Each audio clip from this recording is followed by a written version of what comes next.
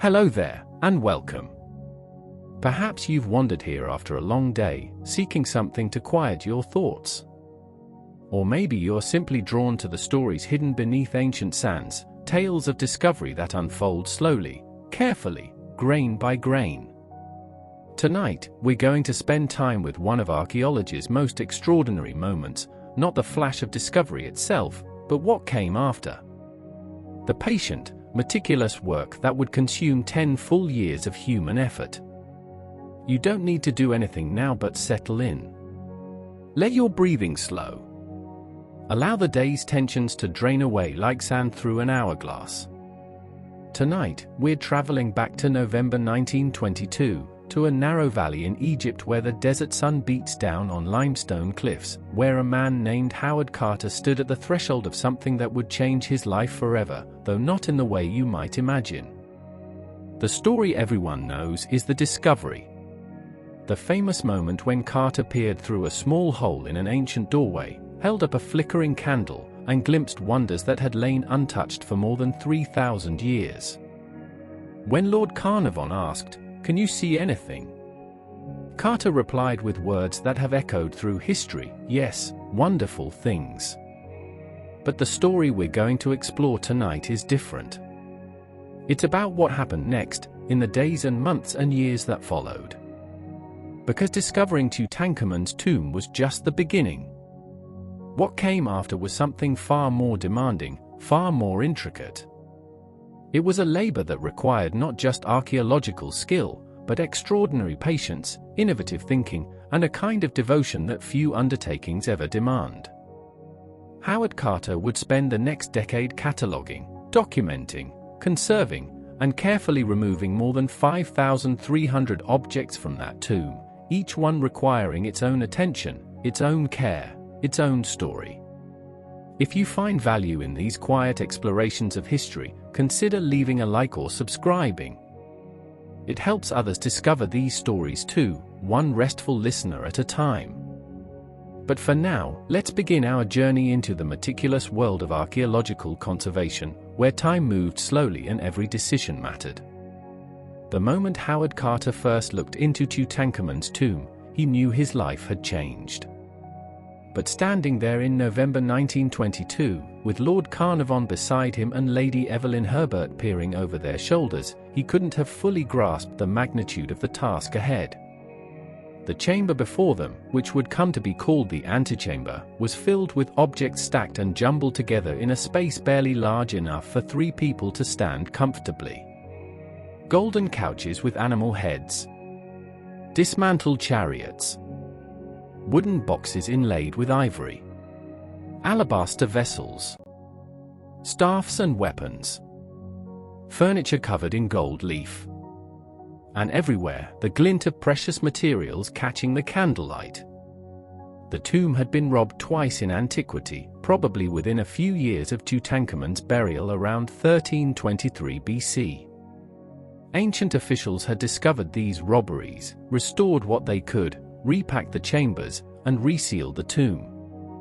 Then, remarkably, debris from the later construction of another tomb buried Tutankhamun's entrance beneath the valley floor, hiding it from the waves of systematic tomb robbery that swept through the necropolis in later dynasties. Workers built their huts directly above the buried entrance, unknowingly protecting the tomb below. This accident of history meant that while other royal tombs were stripped bare, Tutankhamun's burial remained largely intact, waiting through 32 centuries for someone to find it again. But intact is a relative term. The ancient robbers had ransacked the annex, a small side chamber off the antechamber. Objects lay scattered across its floor in chaotic piles. The robbers had been searching for portable valuables, particularly the precious oils and perfumes that were worth more than gold in ancient times. They'd opened boxes, scattered contents, grabbed what they wanted, and left destruction in their wake. The officials who restored the tomb had tried to repack things, but they'd done so hastily, cramming objects back into spaces without much regard for order. The result was an archaeological nightmare, or perhaps an archaeological dream, depending on your perspective. Howard Carter was 58 years old when he discovered the tomb.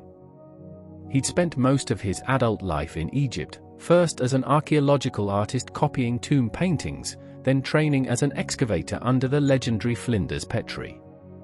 He'd worked his way up to become Inspector of Monuments for Upper Egypt, overseeing the Valley of the Kings, before his career was derailed by what became known as the Saqqara Affair.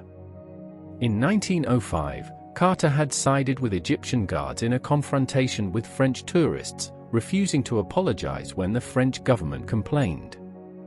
He resigned rather than compromise his principles, spending several years in the wilderness, supporting himself by selling watercolor paintings to tourists and working as a freelance draftsman.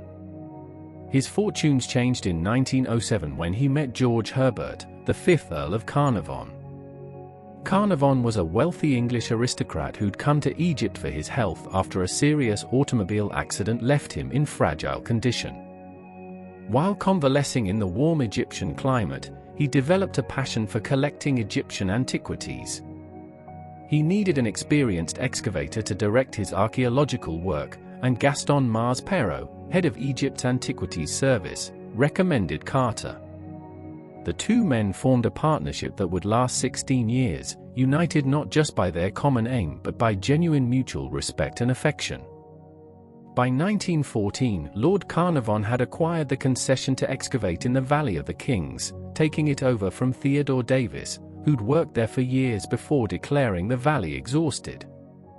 Davis had actually found some items bearing Tutankhamun's name, including what's now known as KV-54, a cache of materials from the king's embalming and funeral. But Davis concluded these scraps were all that remained of Tutankhamun's burial. Carter thought differently. The objects Davis found were too insignificant to be a royal burial, which meant the actual tomb was still out there, somewhere in the valley. The First World War interrupted Carter's search. He spent those years working as a diplomatic courier and translator for the British government. When he returned to excavation in late 1917, he embarked on a systematic search, clearing the Valley of the Kings down to bedrock, sifting through debris that had accumulated from centuries of previous excavations. It was grinding, frustrating work. By mid-1922, they'd found nothing significant. Carnarvon was ready to give up, to cut his losses and move on. But Carter convinced him to fund one more season, one final effort to clear the last unexplored section of the valley. That section lay close to the entrance of another tomb, KV-9, which attracted heavy tourist traffic. It was covered with the remains of ancient workers' huts, built by the craftsmen who'd cut KV-9 in the reign of Ramesses V and Ramesses VI, nearly 2 centuries after Tutankhamun's death. To minimize disruption to the tourists, Carter began work on November 1, 1922, earlier in the season than usual. Just 3 days later, on November 4, a worker uncovered a step cut into the bedrock. By the next day, they'd cleared enough to reveal it was the top of a staircase descending into the rock. Carter had his workers expose the entire staircase, 16 steps leading down to a sealed doorway. The door bore the seal of the royal necropolis, a recumbent jackal above 9 bound captives. But the door had been breached and resealed in ancient times, evidence of the ancient robberies. Carter made a small hole in the upper corner to peer inside, seeing a corridor filled with limestone chips. He then did something that showed both his discipline and his partnership with Carnarvon. Instead of pressing forward, he had his workers completely refill the staircase to protect it, and sent a telegram to Lord Carnarvon in England. He would wait for his patron to arrive before going further. Carnarvon reached Luxor on November 23, accompanied by his daughter, Lady Evelyn Herbert. Carter also called upon Arthur Callender, an old friend and fellow engineer, to assist with the excavation. On November 24, they cleared the staircase again and removed the first sealed door. The corridor beyond was indeed filled with limestone chips, probably placed there by the ancient officials who restored the tomb after the robberies. The workers cleared this corridor, revealing another sealed doorway at its end. This inner door bore impressions of the seal of Tutankhamun himself. On November 26, 1922, came the moment that would become legendary. Carter made a small breach in the upper left corner of the doorway. He inserted a candle to test for foul gases, then widened the hole slightly and peered in. As his eyes adjusted to the light, details emerged from the darkness. Strange animals. Statues. Gold. Everywhere the glint of gold. The words he spoke to Lord Carnarvon in that moment, "Yes, wonderful things," have become one of archaeology's most famous quotations, though accounts differ slightly on the exact wording. But here's something that wasn't widely known at the time. At some point in the days that followed, probably that same evening or the next day, Carter, Carnarvon, Lady Evelyn, and Calendar squeezed through the hole they'd made in the plaster blocking. They entered the tomb unofficially, before it had been inspected by representatives of the Egyptian government, as the terms of Carnarvon's concession required. They saw the burial chamber beyond, which was almost entirely filled by a massive structure of gilded wood, the outermost of 4 nested shrines that enclosed Tutankhamun's sarcophagus. Then they resealed the hole with new plaster. The excavator's unauthorized entry has been debated by historians ever since. Some argue it didn't violate the concession terms or the standards of the time.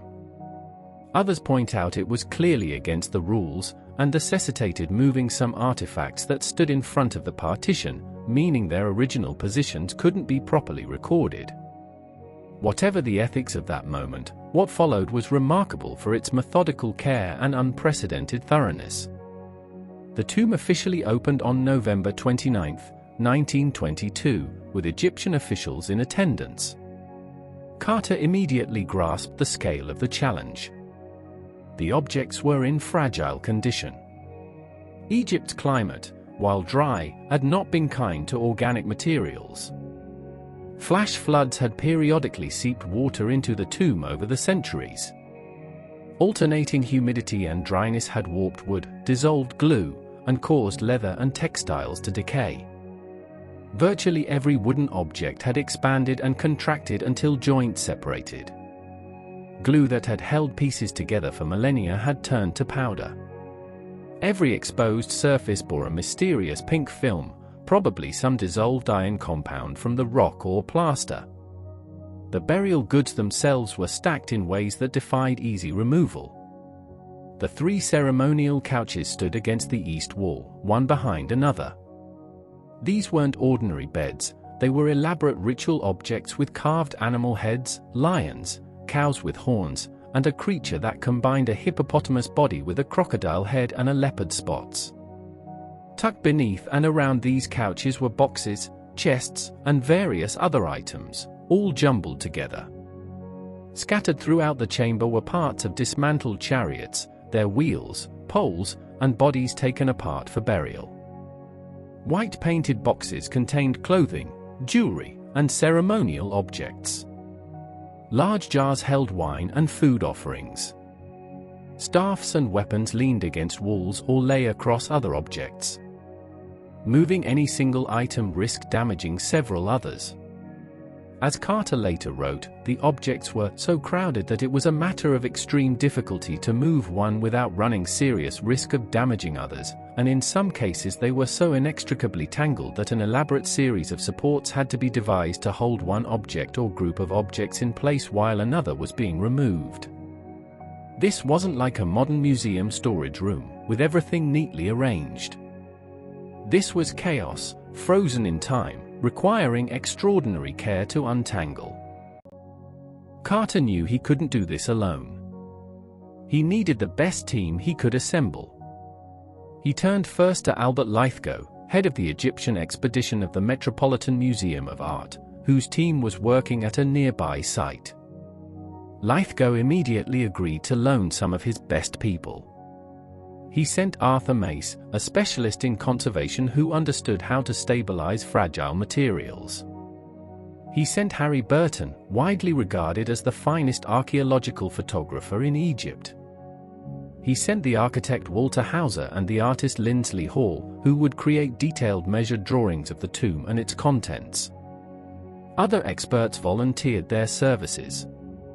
Alfred Lucas, a chemist working for the Egyptian Antiquities Service, would be instrumental in the conservation effort, developing new techniques for preserving materials that had deteriorated badly.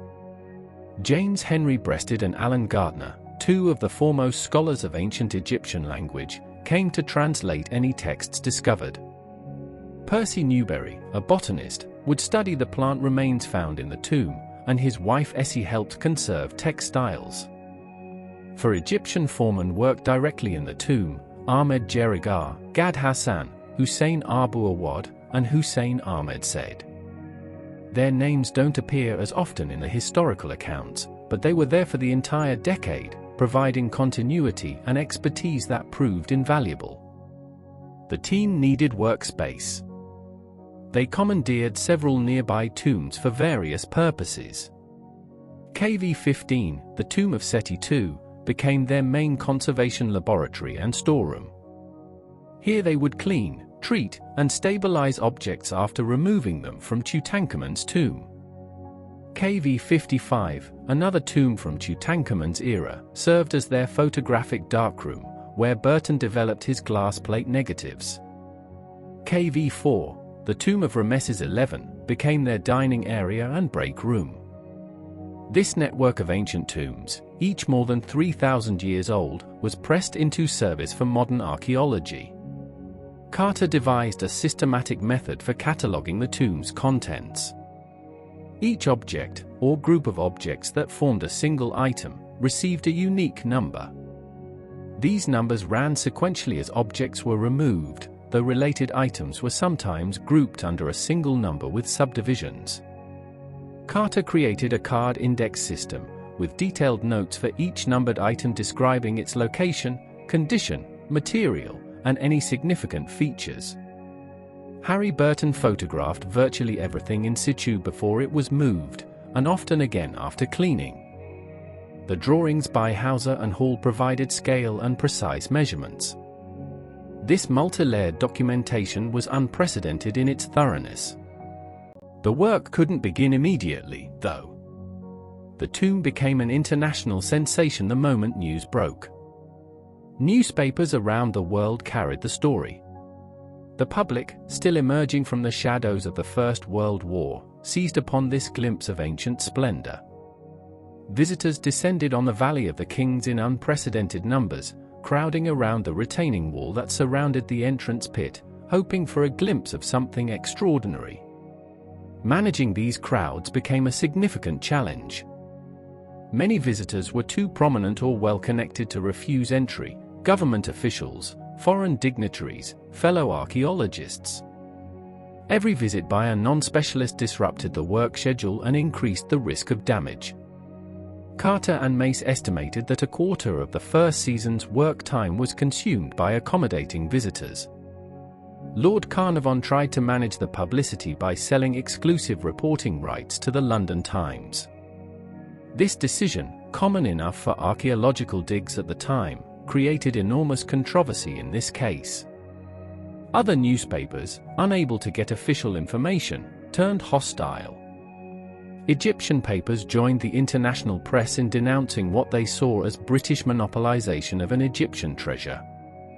The discovery had become entangled in the complex politics of Egyptian independence.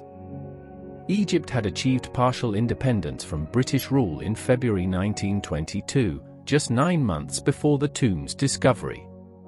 The Antiquities Service still had the same director, Pierre Lecow, but he now answered to an Egyptian minister rather than British authorities.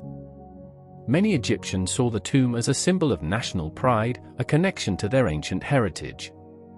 The British excavation team's control over access felt like continued colonialism. Despite these pressures, the excavation began in earnest on December 16, 1922. The team started with the north end of the antechamber and worked clockwise around the room. Each object was photographed in place, given its catalogue number, then carefully examined before being moved. Some items needed immediate conservation just to survive being touched. The painted surfaces of wooden objects were particularly delicate. Lucas developed techniques using celluloid solution or paraffin wax to stabilize painted gesso that was flaking away from its wooden backing. Textiles required special care, as some had deteriorated into powder while others remained surprisingly intact. The 3 ceremonial couches presented an early challenge. These were massive objects, more than 6 feet long, carved from wood and overlaid with gold leaf. Each had to be supported and carefully maneuvered through the tomb's narrow entrance. The cow-headed couch came out first, then the lion-headed one, then the extraordinary composite creature. Beneath these couches they found the white painted boxes, which contained jewelry and other precious items. But even these boxes couldn't be opened in the tomb. They had to be carefully lifted out, carried to the laboratory tomb, where they could be opened and their contents catalogued under controlled conditions. The disassembled chariots proved particularly complex. Ancient Egyptian chariots were sophisticated pieces of engineering, with bentwood frames, leather bindings, and intricate joinery. Tutankhamun's chariots had been taken apart for burial, with components scattered throughout the chamber. Finding all the pieces of a single chariot required careful searching and cross-referencing. Some pieces had been damaged by the ancient robbers or by the hasty restoration that followed.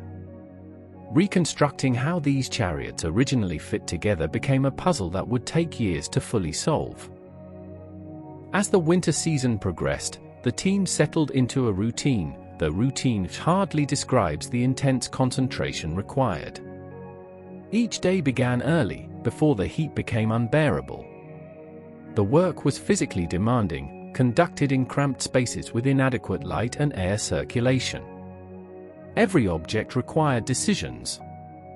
How should it be supported during removal? What conservation treatment does it need immediately, and what can wait? How should it be packed for the journey from tomb to laboratory, and eventually to Cairo? Carter made thousands of such decisions, drawing on his years of experience and the expertise of his team. The ancient robbery and restoration also created unique challenges. Objects weren't in their original positions. The robbers had opened boxes, scattered contents, grabbed valuable oils and metals. The restorers had tried to repack things, but hastily and without much concern for order. In some cases, pieces of a single object had been scattered across different areas of the tomb. The famous corslet, a ceremonial version of the armor Egyptian kings wore in battle, had been found in pieces scattered throughout the antechamber. Its thousands of individual beads, plaques, and inlaid pieces had to be located, catalogued, and painstakingly reassembled, a task that took months and tested everyone's patience. By mid-February 1923, the antechamber was nearly clear. The team had removed, documented, and conserved dozens of major objects and hundreds of smaller items. On February 16, Carter formally opened the sealed doorway to the burial chamber, with government officials and select guests in attendance. What they saw exceeded all expectations. The burial chamber was almost entirely filled by a massive structure of gilded wood, standing nearly 10 feet high and 12 feet long. This was the outermost of 4 nested shrines that enclosed Tutankhamun's sarcophagus, each one fitting inside the next like a set of Russian dolls. The wooden panels were covered in gold leaf and inlaid with blue faience plaques. Religious texts and images covered every surface, prayers and spells to protect the king in his journey through the afterlife. East of the burial chamber lay another room, which the team called the treasury. Its entrance was guarded by a life-sized wooden statue of Anubis, the jackal-headed god of embalming, lying on a shrine. Beyond Anubis stood the canopic chest, a large alabaster container that held the jars containing Tutankhamun's embalmed internal organs. The treasury also contained wooden model boats, which would transport the king through the waters of the underworld, wooden chests filled with jewelry and ritual objects, and 413 Shabti figures, magical servants who would perform labor for the king in the afterlife. Standing against the west wall were more wooden shrines and boxes, their contents yet to be discovered. But before they could even think about clearing the burial chamber or treasury, tragedy struck. Lord Carnarvon, whose health had never been robust since his automobile accident, cut open a mosquito bite while shaving. The wound became infected. In early April, he developed blood poisoning, which led to pneumonia. On April 5, 1923, less than 5 months after that first glimpse through the doorway, Lord Carnarvon died in Cairo. He was just 56 years old. The timing seemed almost too symbolic. The excavation that was supposed to bring glory and vindication had taken its patron before the work was even half done. And because Carnarvon died so soon after entering an ancient tomb, the press seized upon an old fictional trope and declared it real. The curse of the pharaohs, they called it. The idea that disturbing an ancient Egyptian tomb brought supernatural vengeance had been a popular theme in horror fiction since the late 19th century. Now, with Carnarvon's death, it seemed to leap from fiction into reality. Stories multiplied. Cairo supposedly suffered a power outage at the moment of Carnarvon's death. His dog in England allegedly howled and died at the same instant. A cobra, symbol of Egyptian royalty, was said to have eaten Carter's pet canary, an event the Egyptian workers supposedly interpreted as a bad omen. None of these stories could be verified. Some were demonstrably false. But they didn't need to be true to capture public imagination. The curse became one of the most enduring legends associated with the tomb, even though most of the people who worked on the excavation lived to old age. Carter himself would live another 16 years, dying of natural causes in 1939 at age 64. What the curse stories obscured was the very real human drama unfolding in the Valley of the Kings. Lady Carnarvon retained her husband's concession and agreed to continue funding the excavation, with Carter now solely in charge. The burial chamber work would resume in the autumn of 1923. But the political situation was growing more complex. Egyptian nationalism was strengthening. The new government, while still influenced by British advisors, was asserting Egyptian control over the country's antiquities. The stage was being set for conflicts that would almost derail the entire excavation. During the break between seasons, Carter and Arthur Mace worked on the first volume of their account, The Tomb of Tut. Amen, published in October 1923. It was aimed at a general audience rather than specialists, written in accessible prose that conveyed both the excitement of discovery and the challenges of conservation. The book became a bestseller, feeding public fascination with the tomb. But it also revealed how much work remained. The antechamber alone had taken 3 months to clear. The burial chamber, with its nested shrines, would prove even more demanding. The second season began in late 1923, focused on the burial chamber. The team's first task was removing the 2 life-sized statues of Tutankhamun that flanked the sealed doorway. These guardian statues, carved from wood and covered in black resin with golden kilts and sandals, had stood watch for more than 3 millennia. Moving them required the same care as everything else, supporting them properly, documenting them thoroughly, treating any flaking paint before they could be lifted. With the statues removed, the excavators could begin dismantling the outermost shrine. This proved to be an immense challenge. The shrine's panels were held together by silver hooks, but after more than 3,000 years, everything had expanded and contracted with changes in humidity. The panels didn't want to separate. The team had to work slowly, carefully applying pressure, supporting each piece as it came free. To make matters worse, the shrine nearly touched the burial chamber ceiling, leaving barely 2 feet of clearance. The excavators had to erect scaffolding inside the chamber to reach the top panels, then dismantle from top to bottom. The space was so tight that the team had to partially demolish the plaster partition wall between the antechamber and burial chamber, the same wall that bore some of the chamber's painted decoration. This decision, necessary though it was, meant losing a portion of the tomb's original decorative scheme. Carter documented everything carefully, and Harry Burton photographed the walls before they were breached, but the act of excavation inevitably meant some destruction of context. As the excavators worked, tension simmered beneath the surface. Pierre Lecoux, director of the Antiquities Service, was asserting more control over the excavation.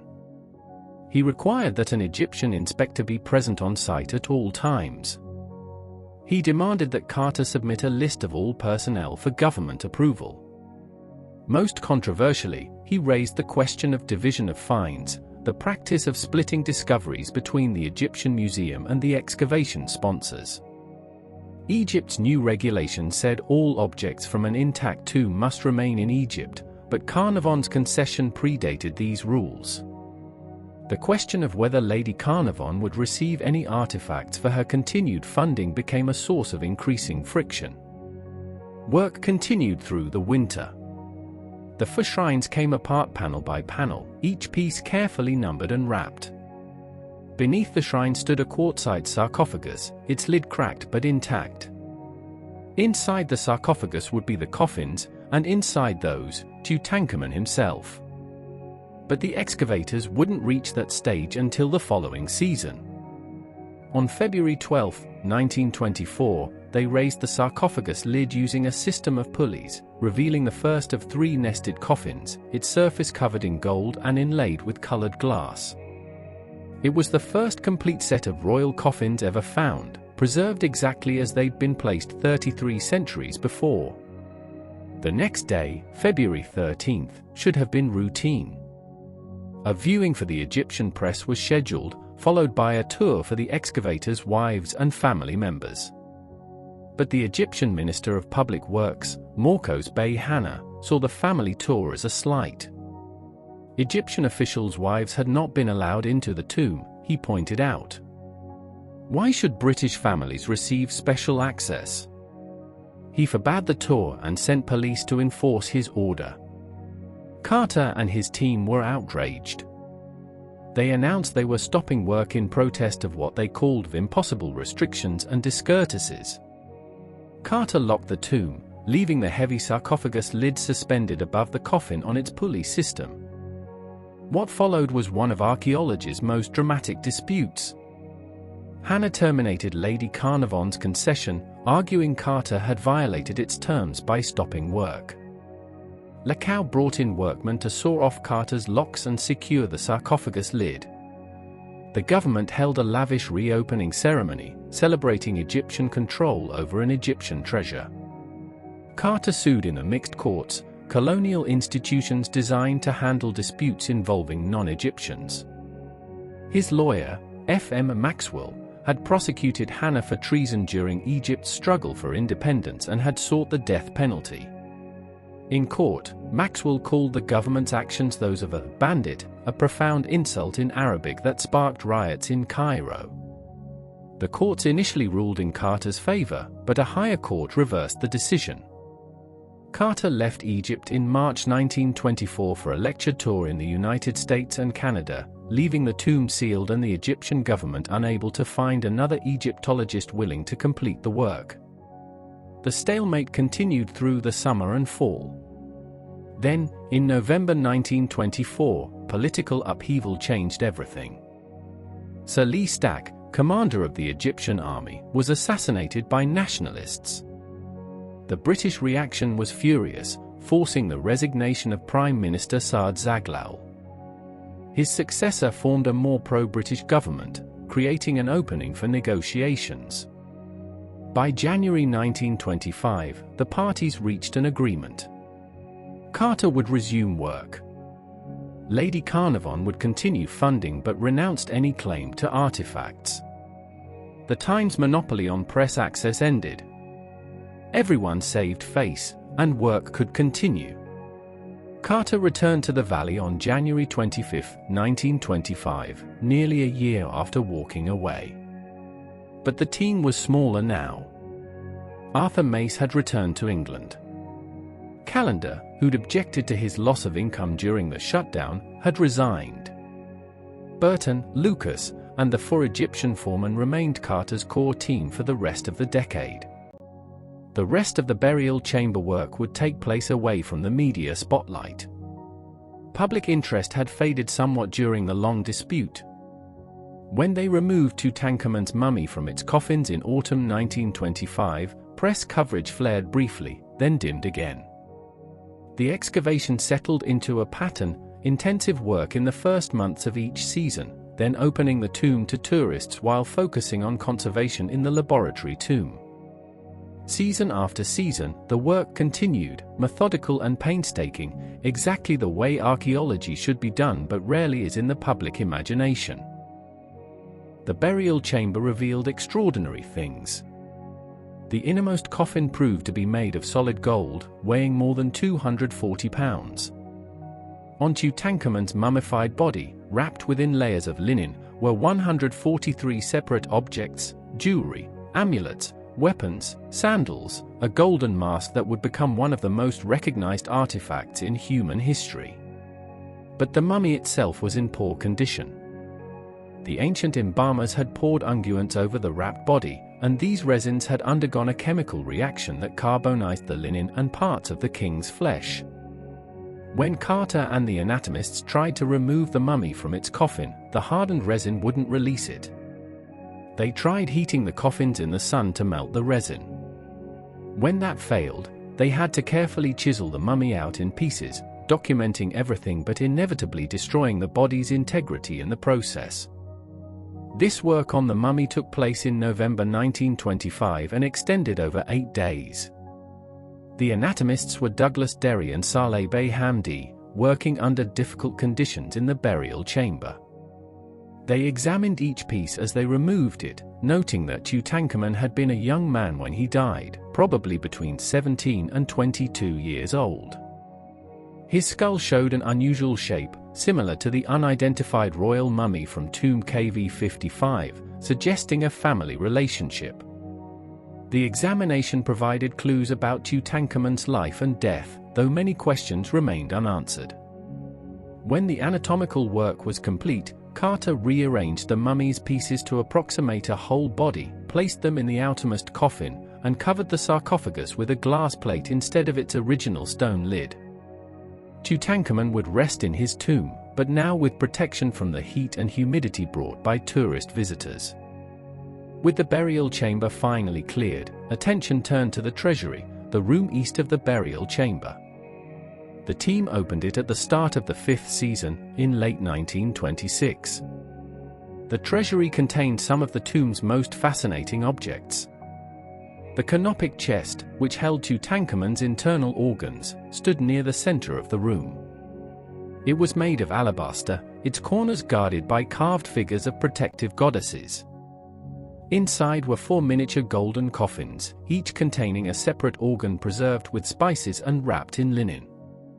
The treasury also held model boats, miniature vessels complete with rigging, sails, and oars, which would carry the king through the celestial waters. There were wooden shrines containing gilded statues of gods and goddesses.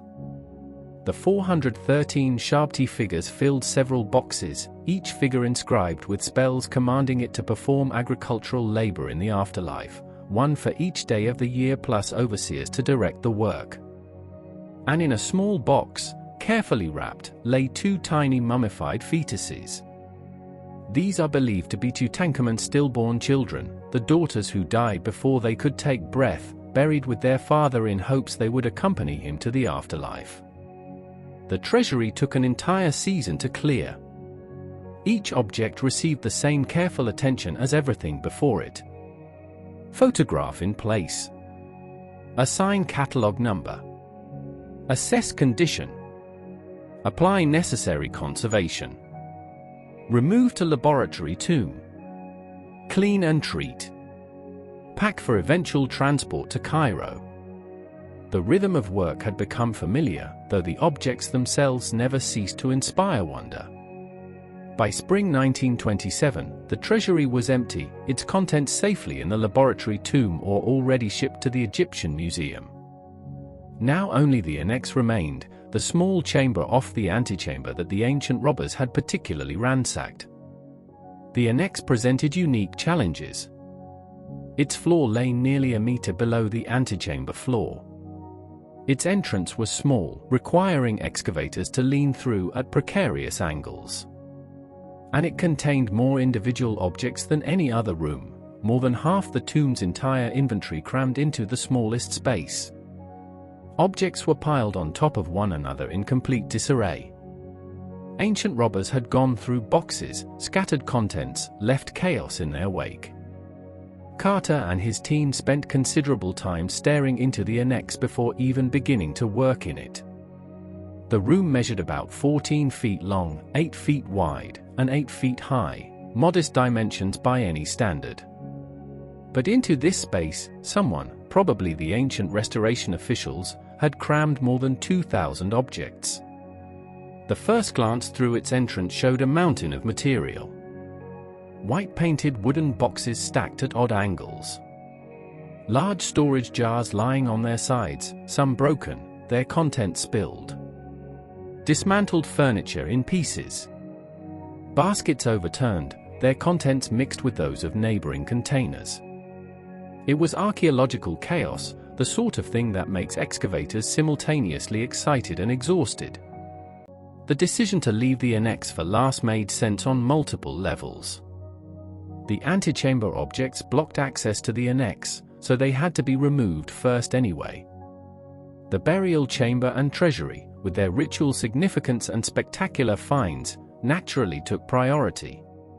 But perhaps there was also a psychological element.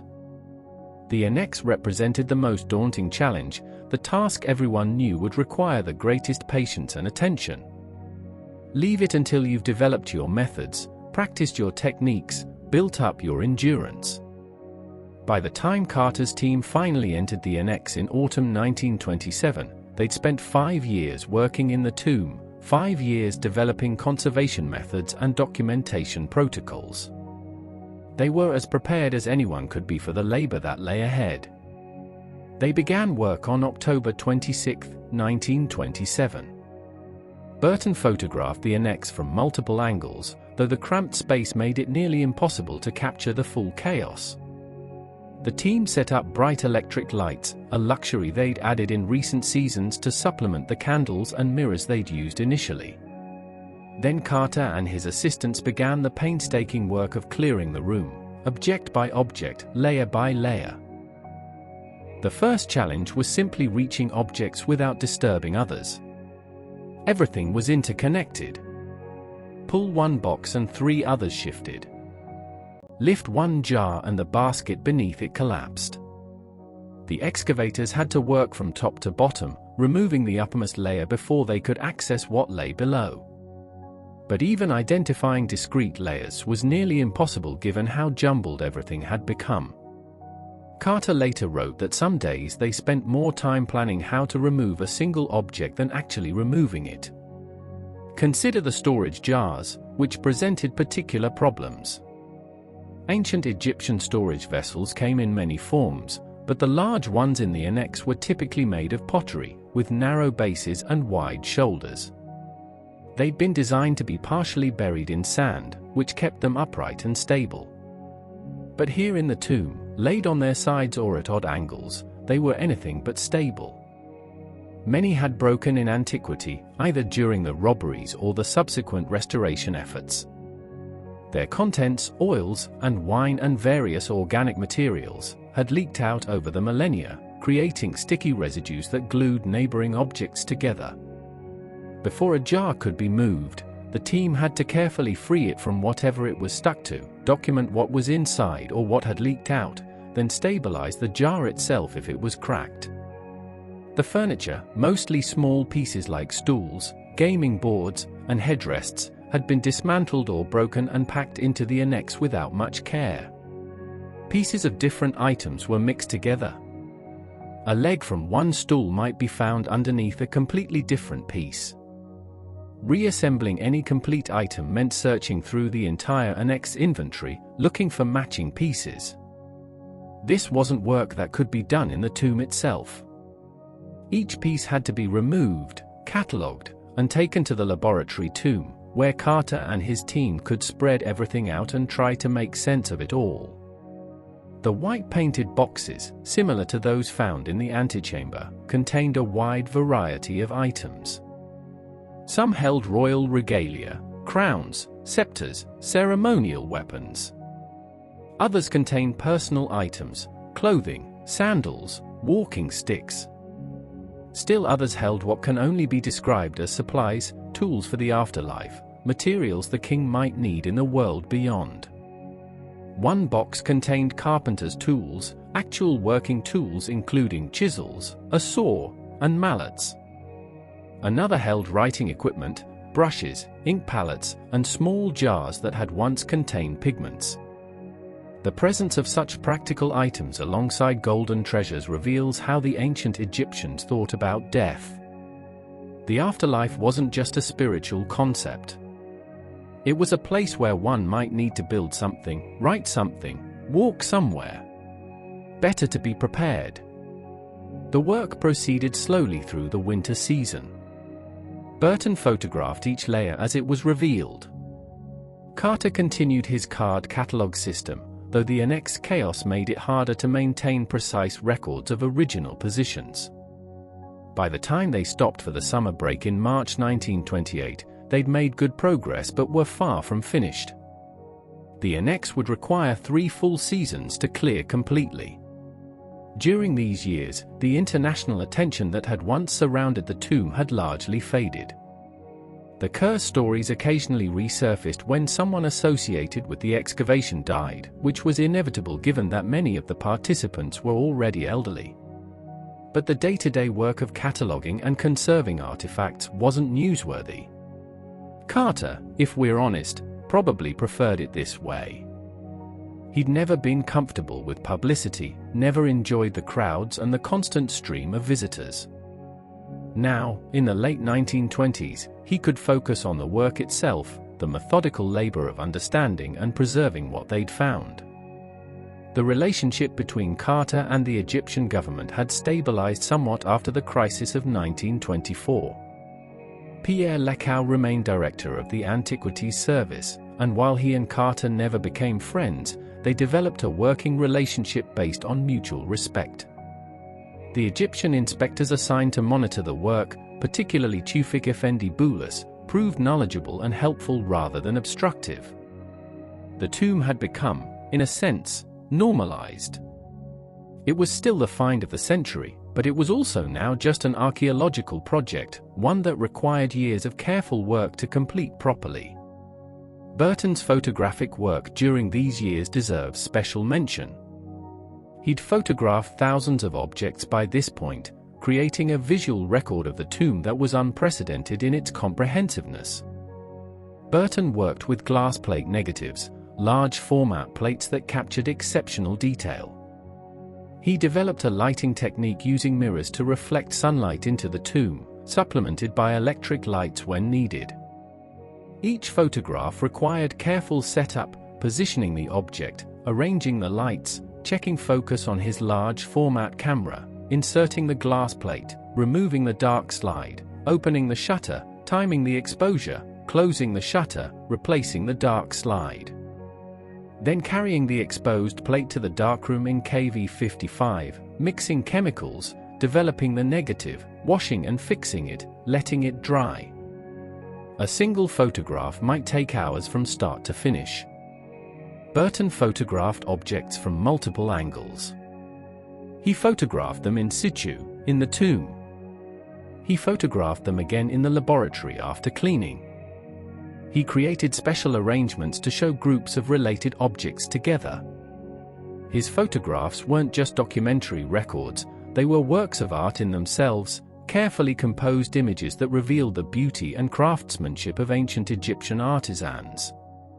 Today, more than a century later, Burton's photographs remain the primary visual record of the tomb's discovery. They're housed now in the archives of the Metropolitan Museum of Art, the Griffith Institute at Oxford, and other institutions, available to scholars and the public alike.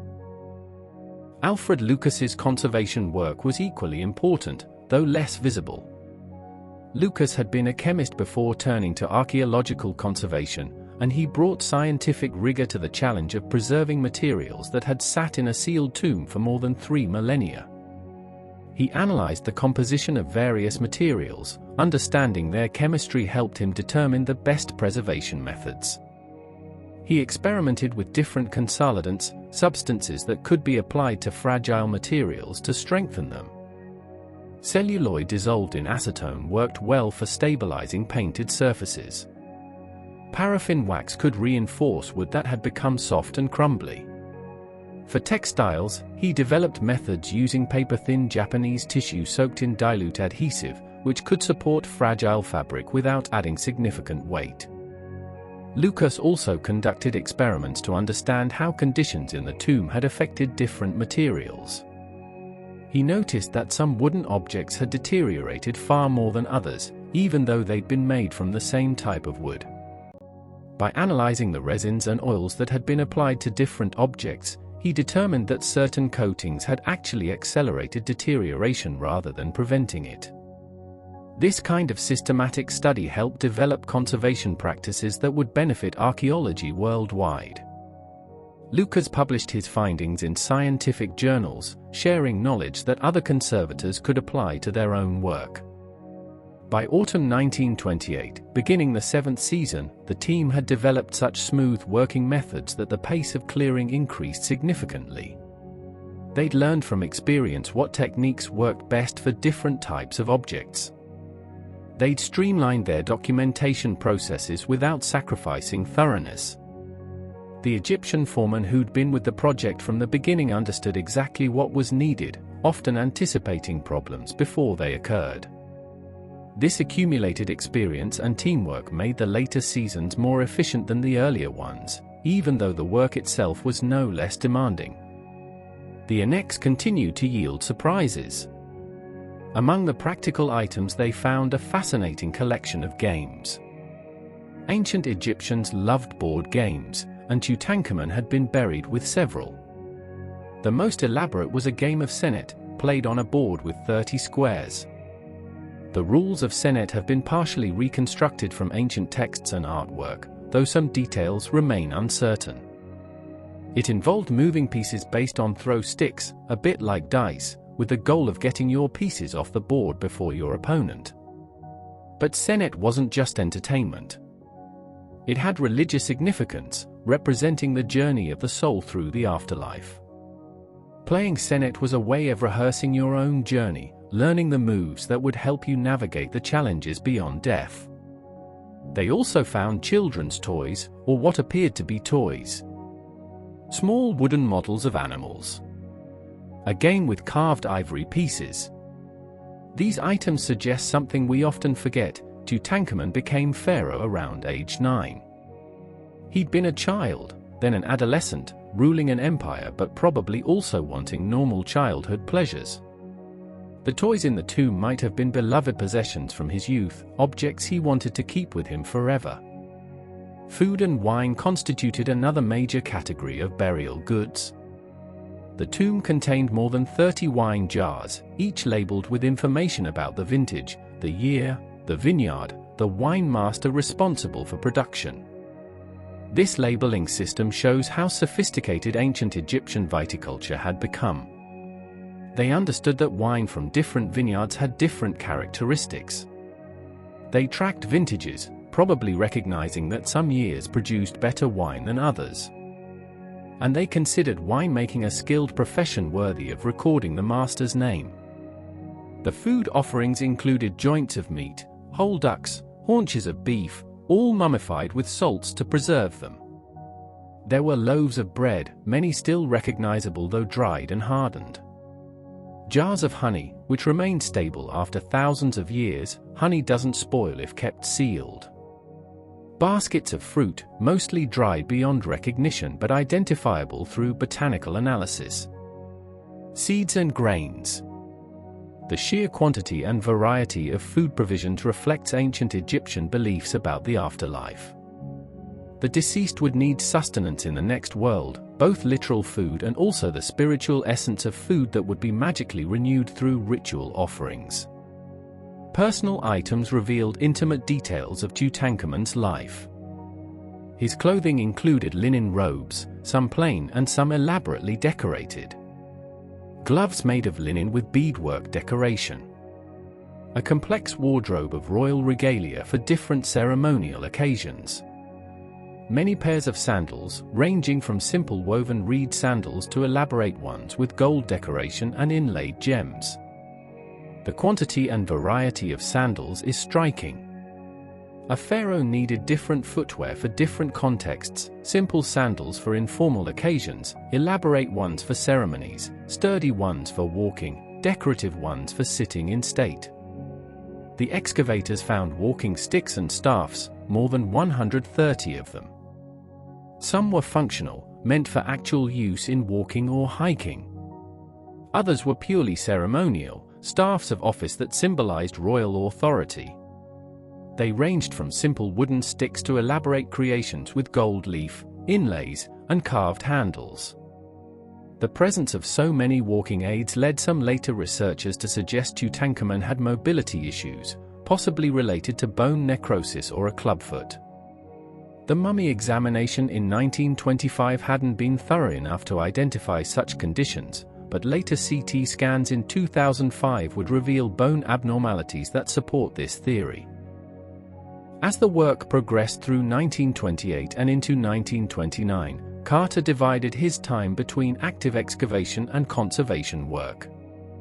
Many days he wouldn't enter Tutankhamun's tomb at all, instead spending his time in the laboratory tomb, working on objects removed in previous seasons. The most complex artifacts required months or even years of conservation.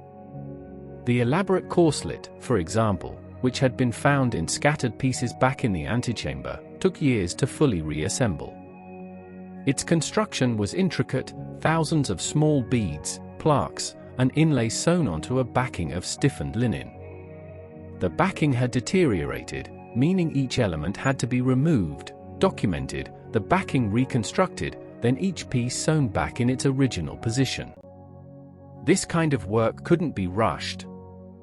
The same applied to many of the wooden objects.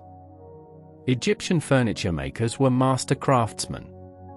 They understood joinery, how to fit pieces together without nails or modern fasteners. They created inlays, cutting recesses into wood and fitting contrasting materials, ivory, ebony, different colored woods, creating geometric patterns or figurative scenes. They overlaid wood with gold leaf, hammering gold so thin it's almost translucent, then applying it to carved surfaces using adhesives. But all these sophisticated techniques meant the furniture was complex to conserve. Joints had separated. Inlays had fallen out. Gold leaf was flaking away. Each piece required careful analysis to understand its original construction, then equally careful work to stabilize it without altering its essential character. Carter's perfectionism sometimes frustrated his colleagues. Harry Burton, in private letters, occasionally complained that Carter took too long making decisions, agonizing over details that Burton thought were settled. Lucas noted in his records that Carter would sometimes change his mind about how to treat an object, requiring work to be undone and redone differently. But this perfectionism also meant the work was done to the highest possible standard. Carter wasn't willing to compromise quality for speed. If something needed more time, it got more time, regardless of external pressures. By autumn 1929, the 8th season, the end was finally in sight. The annex was nearly empty. Most of its contents had been removed, conserved, and either sent to Cairo or waiting in the laboratory tomb for transport. Carter estimated they'd need one more season to finish the work completely. The pace had slowed somewhat. Burton was spending more time on other projects, though he still handled Tutankhamun photography when needed.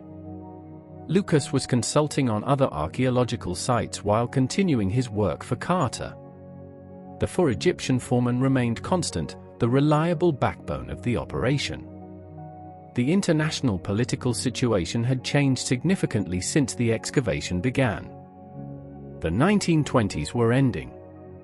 The global economy was entering crisis with the stock market crash in October 1929, though its full effects wouldn't be felt in Egypt for some time. Egyptian nationalism continued to grow, though without the revolutionary fervor of earlier years. The British mandate was evolving toward eventual full Egyptian independence. Against this broader historical backdrop, the work in the Valley of the Kings continued, a small focused effort that nevertheless captured something essential about human curiosity and the desire to understand our past. The final season began in autumn 1930. Carter was 66 years old now, no longer the vigorous middle-aged man who discovered the tomb 8 years earlier. The work had taken its toll physically and emotionally.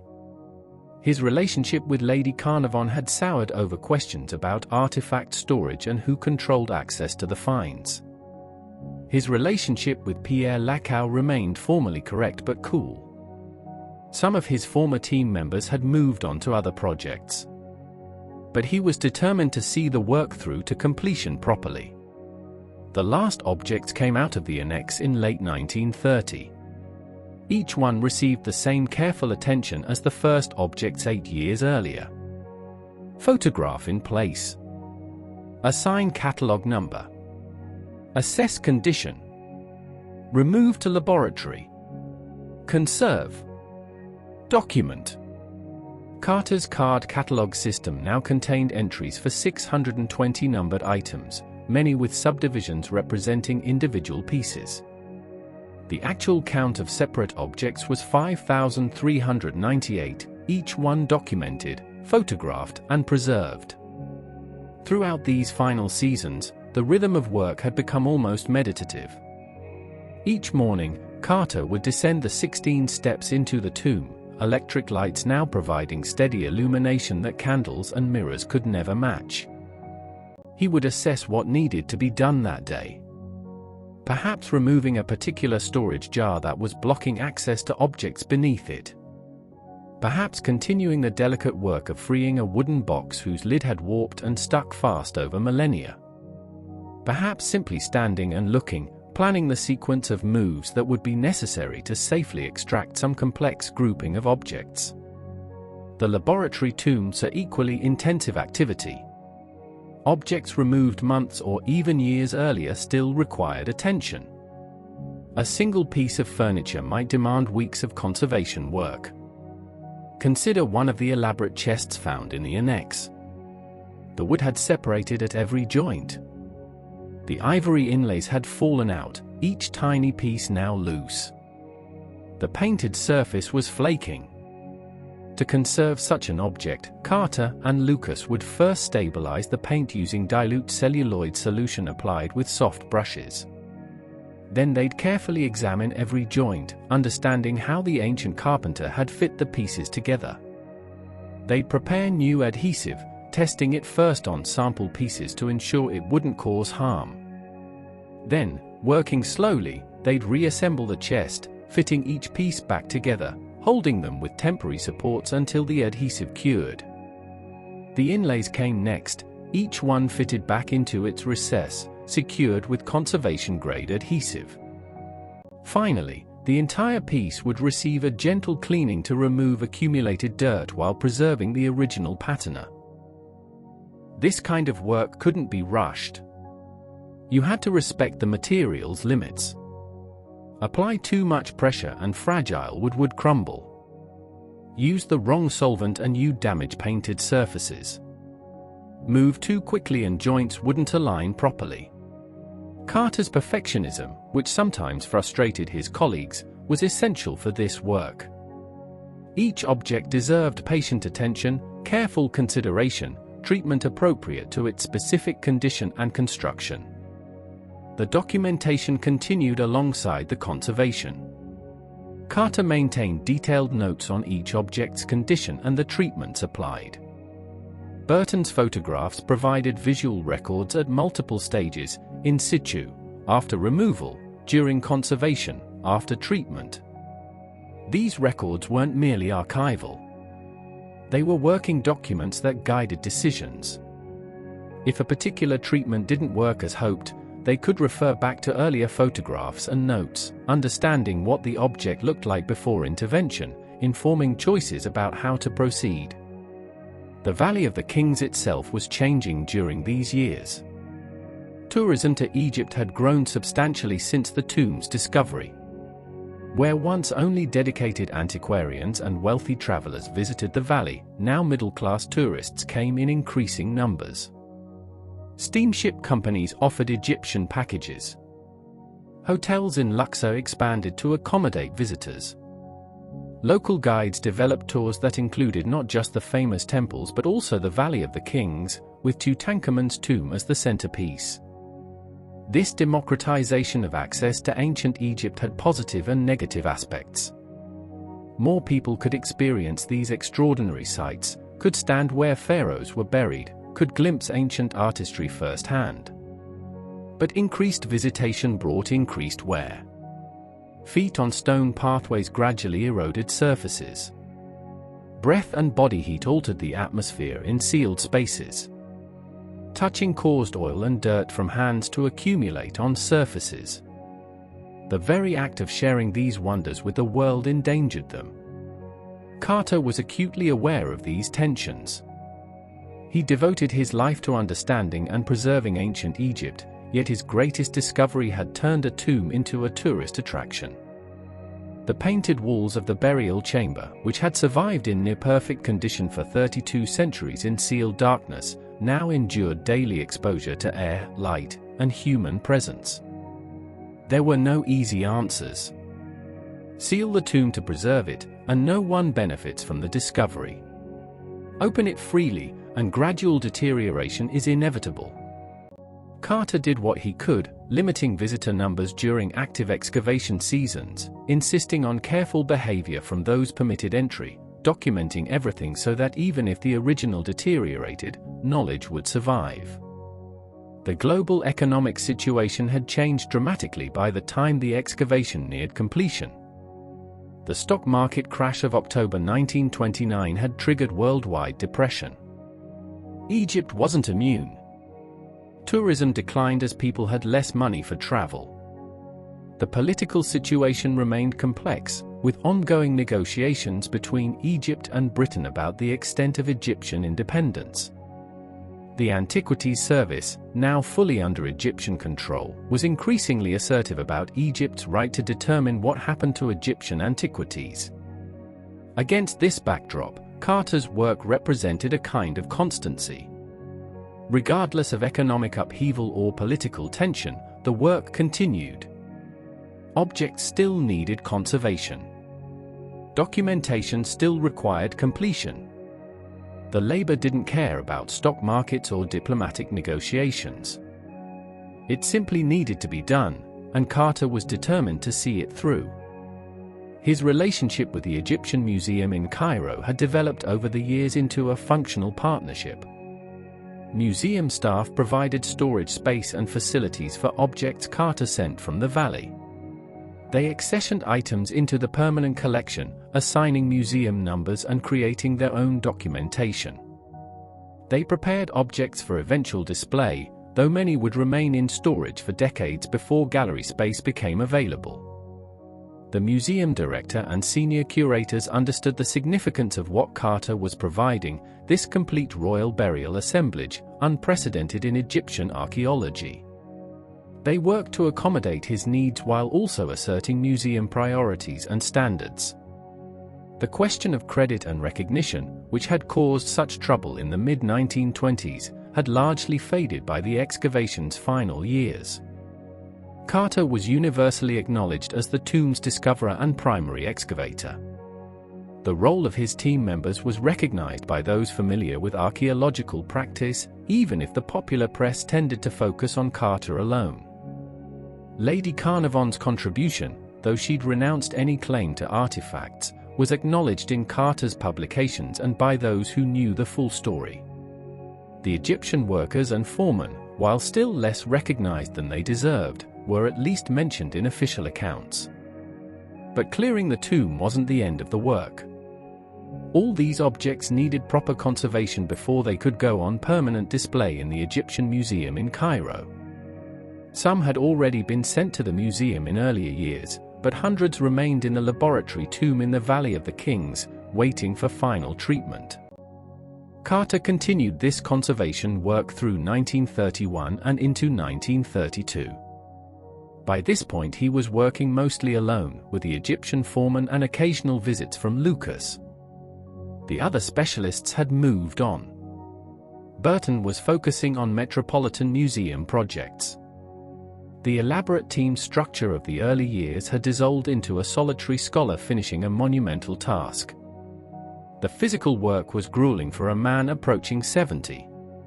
The climate of the Valley of the Kings is extreme, blazing hot in summer, surprisingly cold on winter nights, with occasional flash floods that can turn dry wadis into torrents within minutes.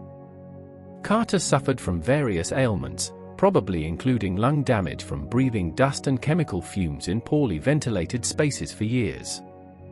But he persisted, driven by a sense of obligation to the young pharaoh whose tomb he'd discovered, and perhaps also by knowledge that this was his life's defining achievement.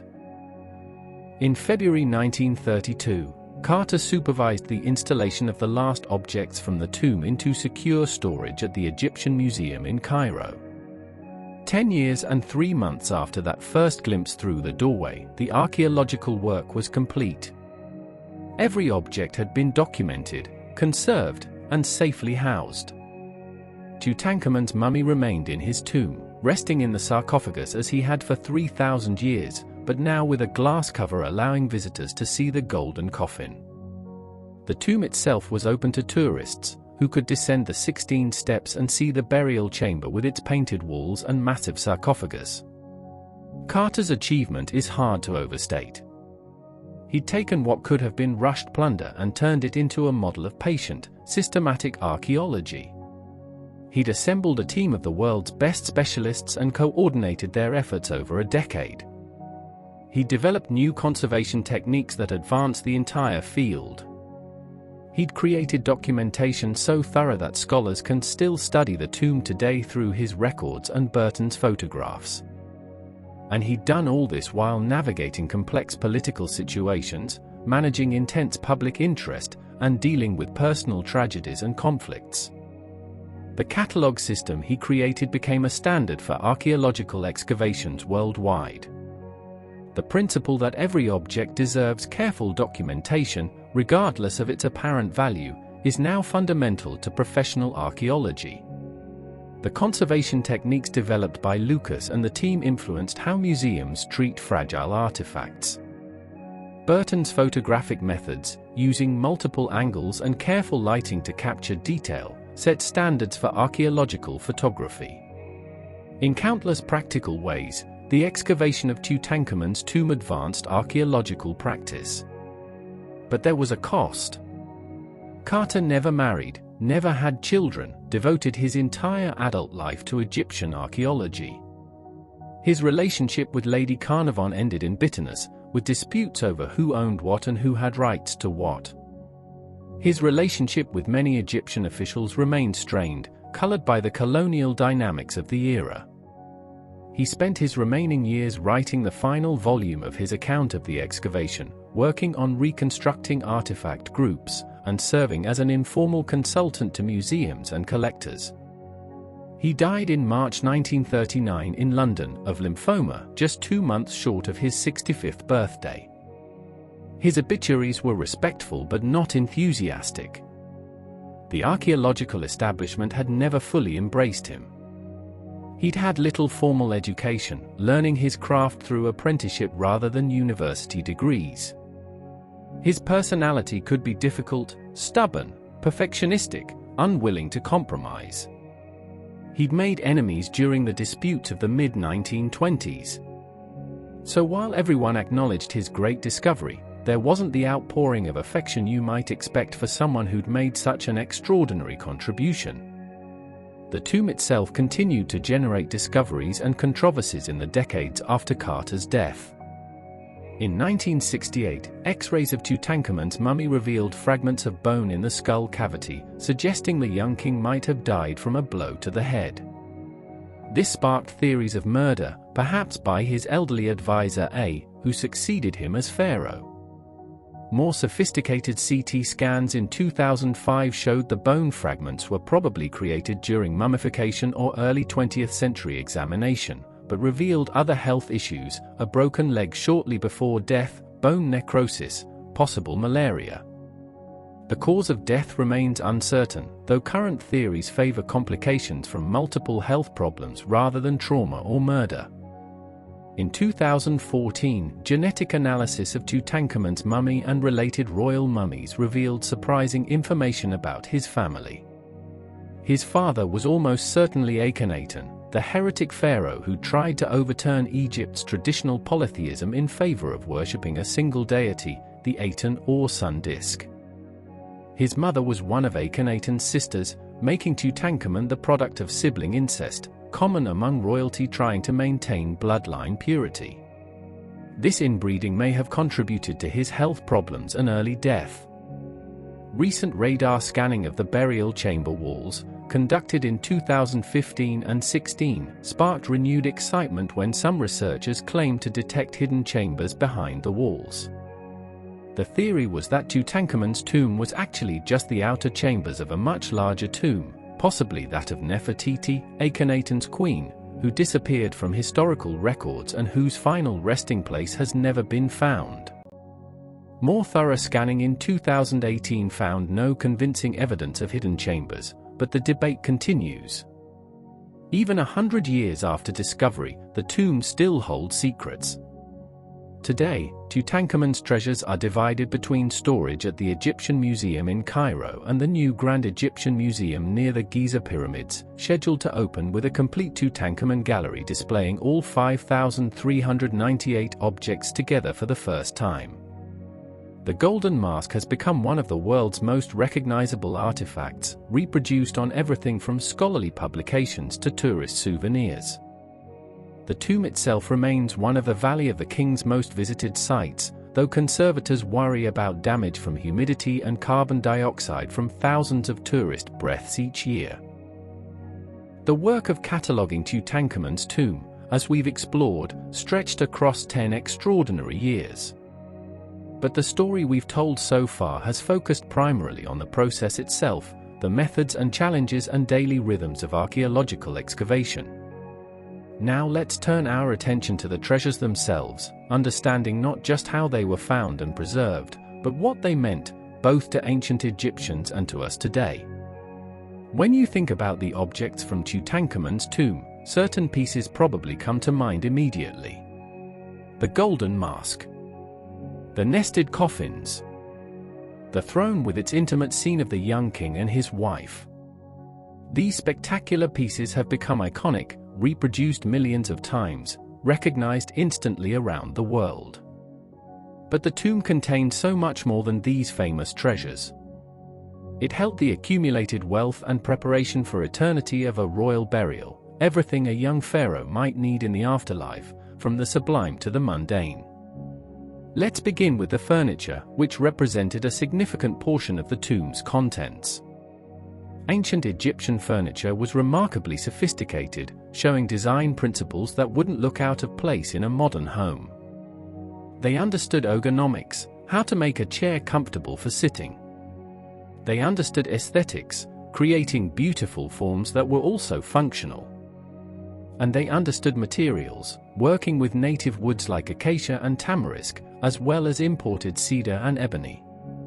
The tomb contained more than 100 pieces of furniture, though exact counts vary depending on how you define a single piece. Some items had been dismantled for burial. Others were fragments or miniature models meant for symbolic rather than practical use. But among the complete, functional pieces were chairs and stools of exceptional quality. The most famous is the golden throne, discovered in the antechamber. This isn't actually solid gold, it's wooden chair overlaid with gold leaf and decorated with silver, glass, and semi-precious stones. But it's magnificent nonetheless. The throne stands about 39 inches high, with a slightly reclining back and armrests carved as winged serpents. The footstool, attached by straps, shows Egypt's traditional enemies, bound captives representing the 9 foreign lands Egypt claimed to rule. By resting his feet on them, the pharaoh symbolically demonstrated Egypt's dominance. But the throne's most striking feature is the scene on the back panel. It shows Tutankhamun seated in a relaxed pose, his wife Ankhesenement standing before him, touching his shoulder with one hand and appearing to anoint him with oil from a small container in her other hand.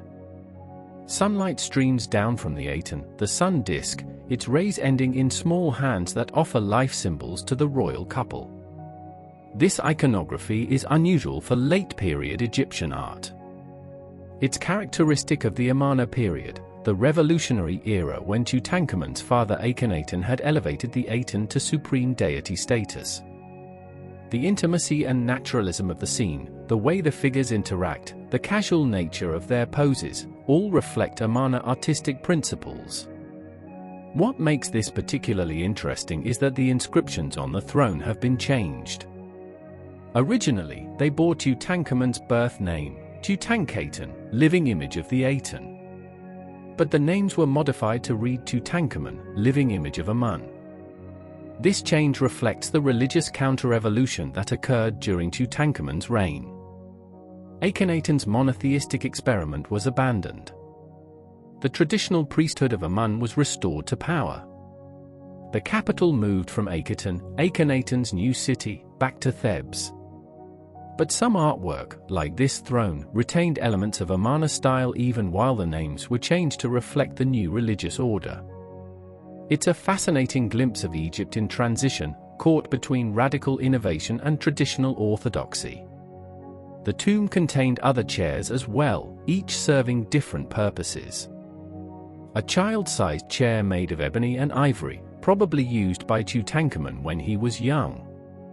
Folding stools with leather seats, practical furniture for travel or military campaigns. Elaborate ceremonial chairs with high backs and ornate decoration.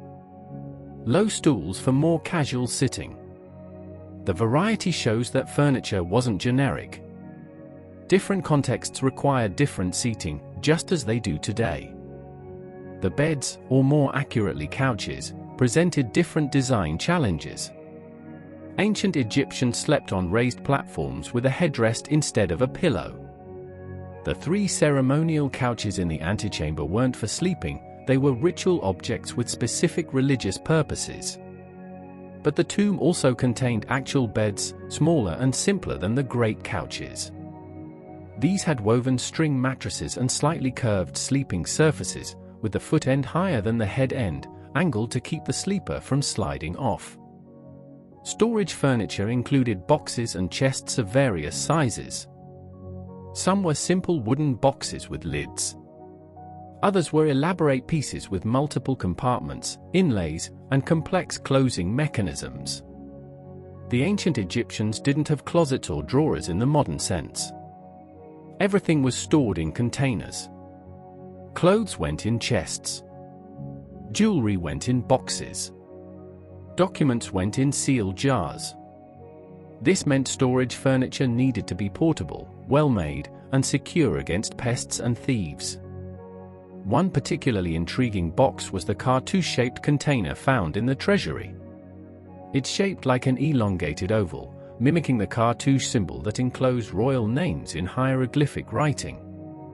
Inside were dozens of magical objects, wands, amulets, and ritual implements.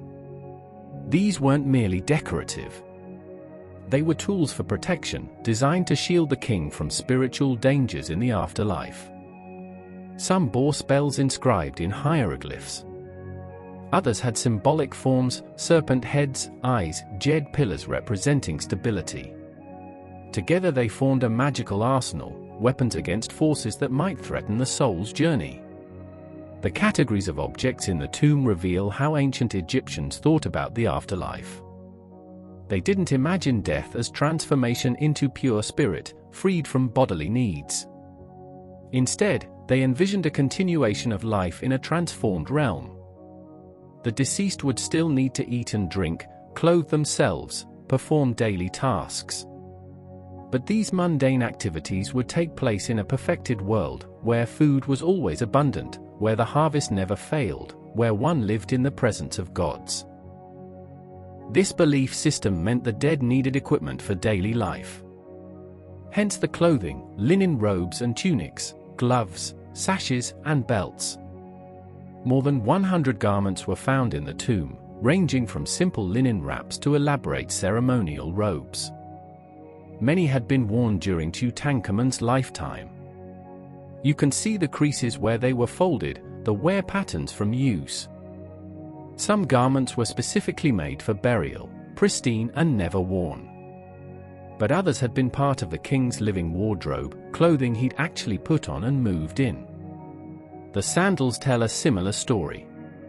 More than 90 pairs were found, showing impressive variety. Reed sandals with simple woven construction. Leather sandals with elaborate straps. Sandals covered in gold leaf with inlaid decoration.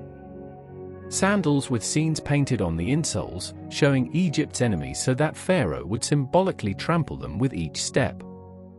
The fact that he needed so many pairs suggests sandals weren't durable. Reed and papyrus wear out quickly. Even leather, in Egypt's heat and sand, wouldn't last indefinitely. Having a large supply ensured the king would be properly shod in the afterlife. Personal grooming items formed another category.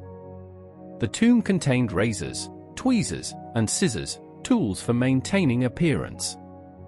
Cosmetic containers held oils, perfumes, and ointments, many of which had completely evaporated or decomposed by the time Carter found them. But the containers themselves, carved from alabaster or formed from faience, remained beautiful. One alabaster jar, shaped like a reclining lion, combines practical function with artistic form. You open the lion's back to access the container inside. It's both storage vessel and sculpture. Jewelry represented some of the tomb's most exquisite craftsmanship. Ancient Egyptian jewelers were master artisans who understood metallurgy, gem cutting, and decorative techniques at the highest levels. The jewelry from Tutankhamun's tomb demonstrates this expertise in piece after piece. Consider the materials available to these craftsmen. Gold was relatively abundant in Egypt, mined from deposits in the eastern desert and imported from Nubia to the south. They could work it into sheets so thin it's translucent, or cast it into solid forms. They understood alloying, mixing gold with silver or copper to change its color and properties. Electrum, a natural alloy of gold and silver, had a distinctive pale gold color prized for certain applications. For colored elements, they used semi-precious stones and manufactured materials. Turquoise came from Sinai. Lapis lazuli, that deep blue stone prized above almost any other material, was imported from Afghanistan, thousands of miles away. Carnelian, with its warm red-orange color, came from desert deposits. Red jasper, green feldspar, purple amethyst, all were available in limited quantities. But many colored elements weren't stone at all.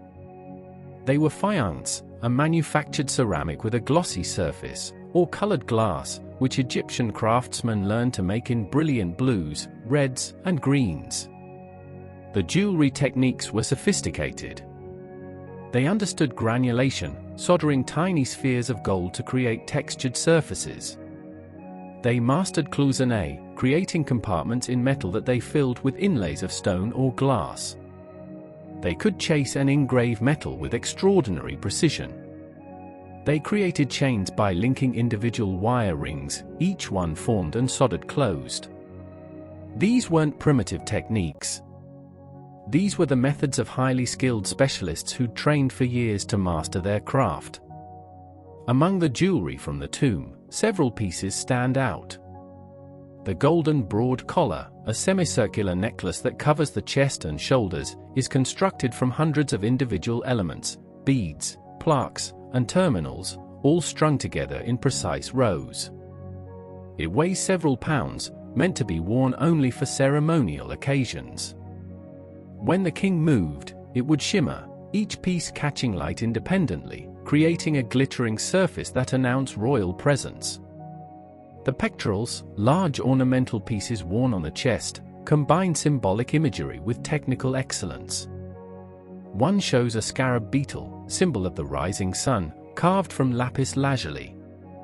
The scarab pushes the sun disk upward, represented by a piece of translucent calcite that glows when light passes through it.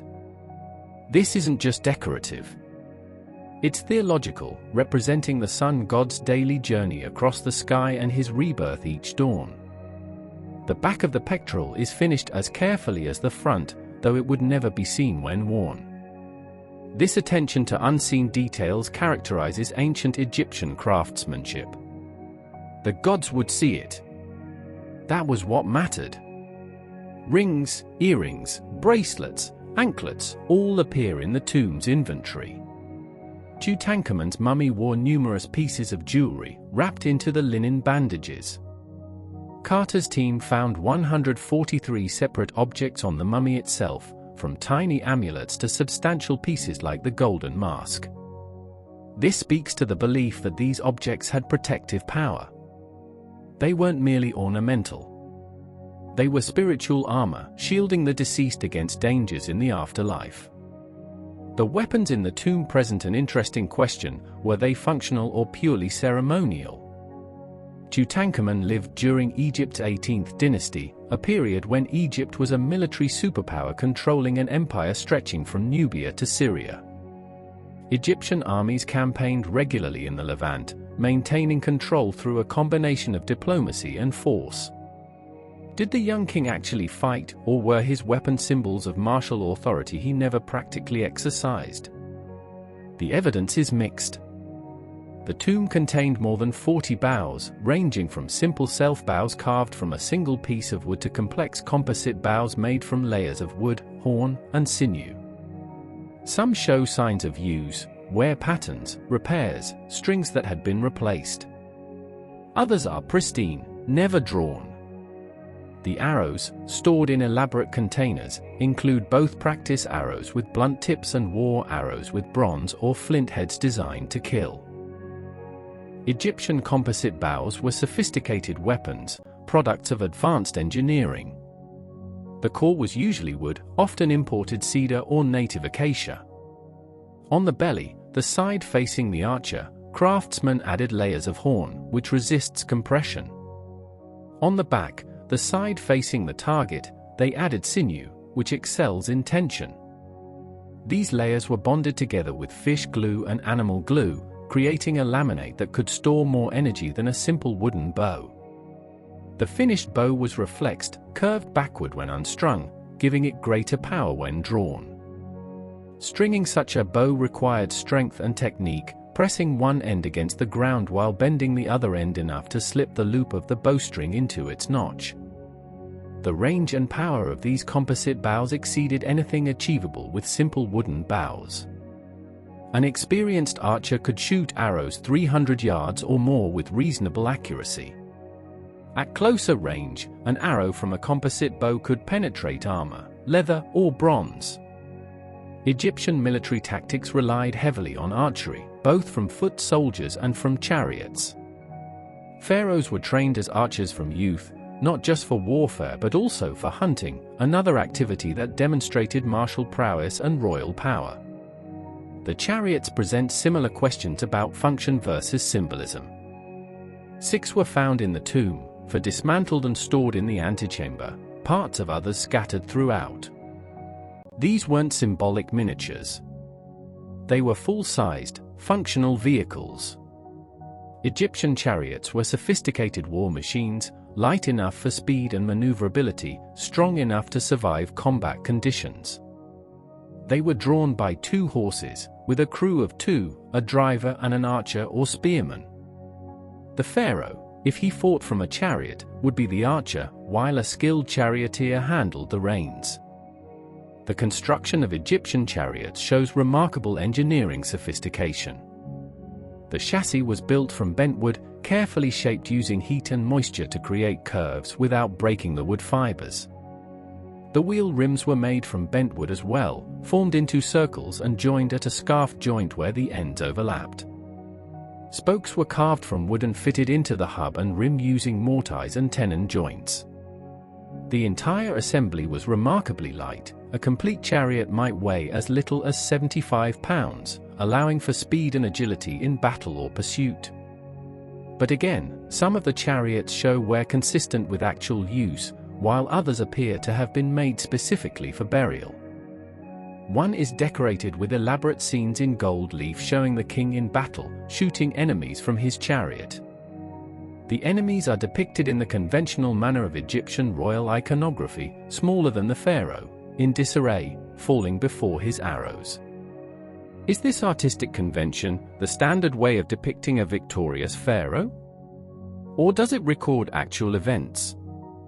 We don't know for certain, though the artistic conventions were so strong that distinguishing reality from idealized representation becomes nearly impossible. Swords, daggers, and axes round out the military equipment. 2 daggers found in the mummy wrappings are particularly interesting. One has a gold blade, beautiful but impractical for combat, clearly ceremonial. The other has an iron blade, extraordinary because iron was extremely rare in Egypt during the Bronze Age. Chemical analysis suggests the iron came from a meteorite. The ancient Egyptians called iron metal from the sky, and they considered meteoric iron more precious than gold. This dagger represents not just wealth but access to the rarest materials available in the ancient world. The blade of the iron dagger shows sophisticated metallurgy. The smith who forged it understood how to work meteoric iron, which contains significant amounts of nickel along with iron. This alloy is harder to work than terrestrial iron because it doesn't soften as readily when heated. Yet the blade is well made, properly shaped, with a keen edge. Someone with considerable skill created this weapon, transforming sky metal into a blade fit for a pharaoh.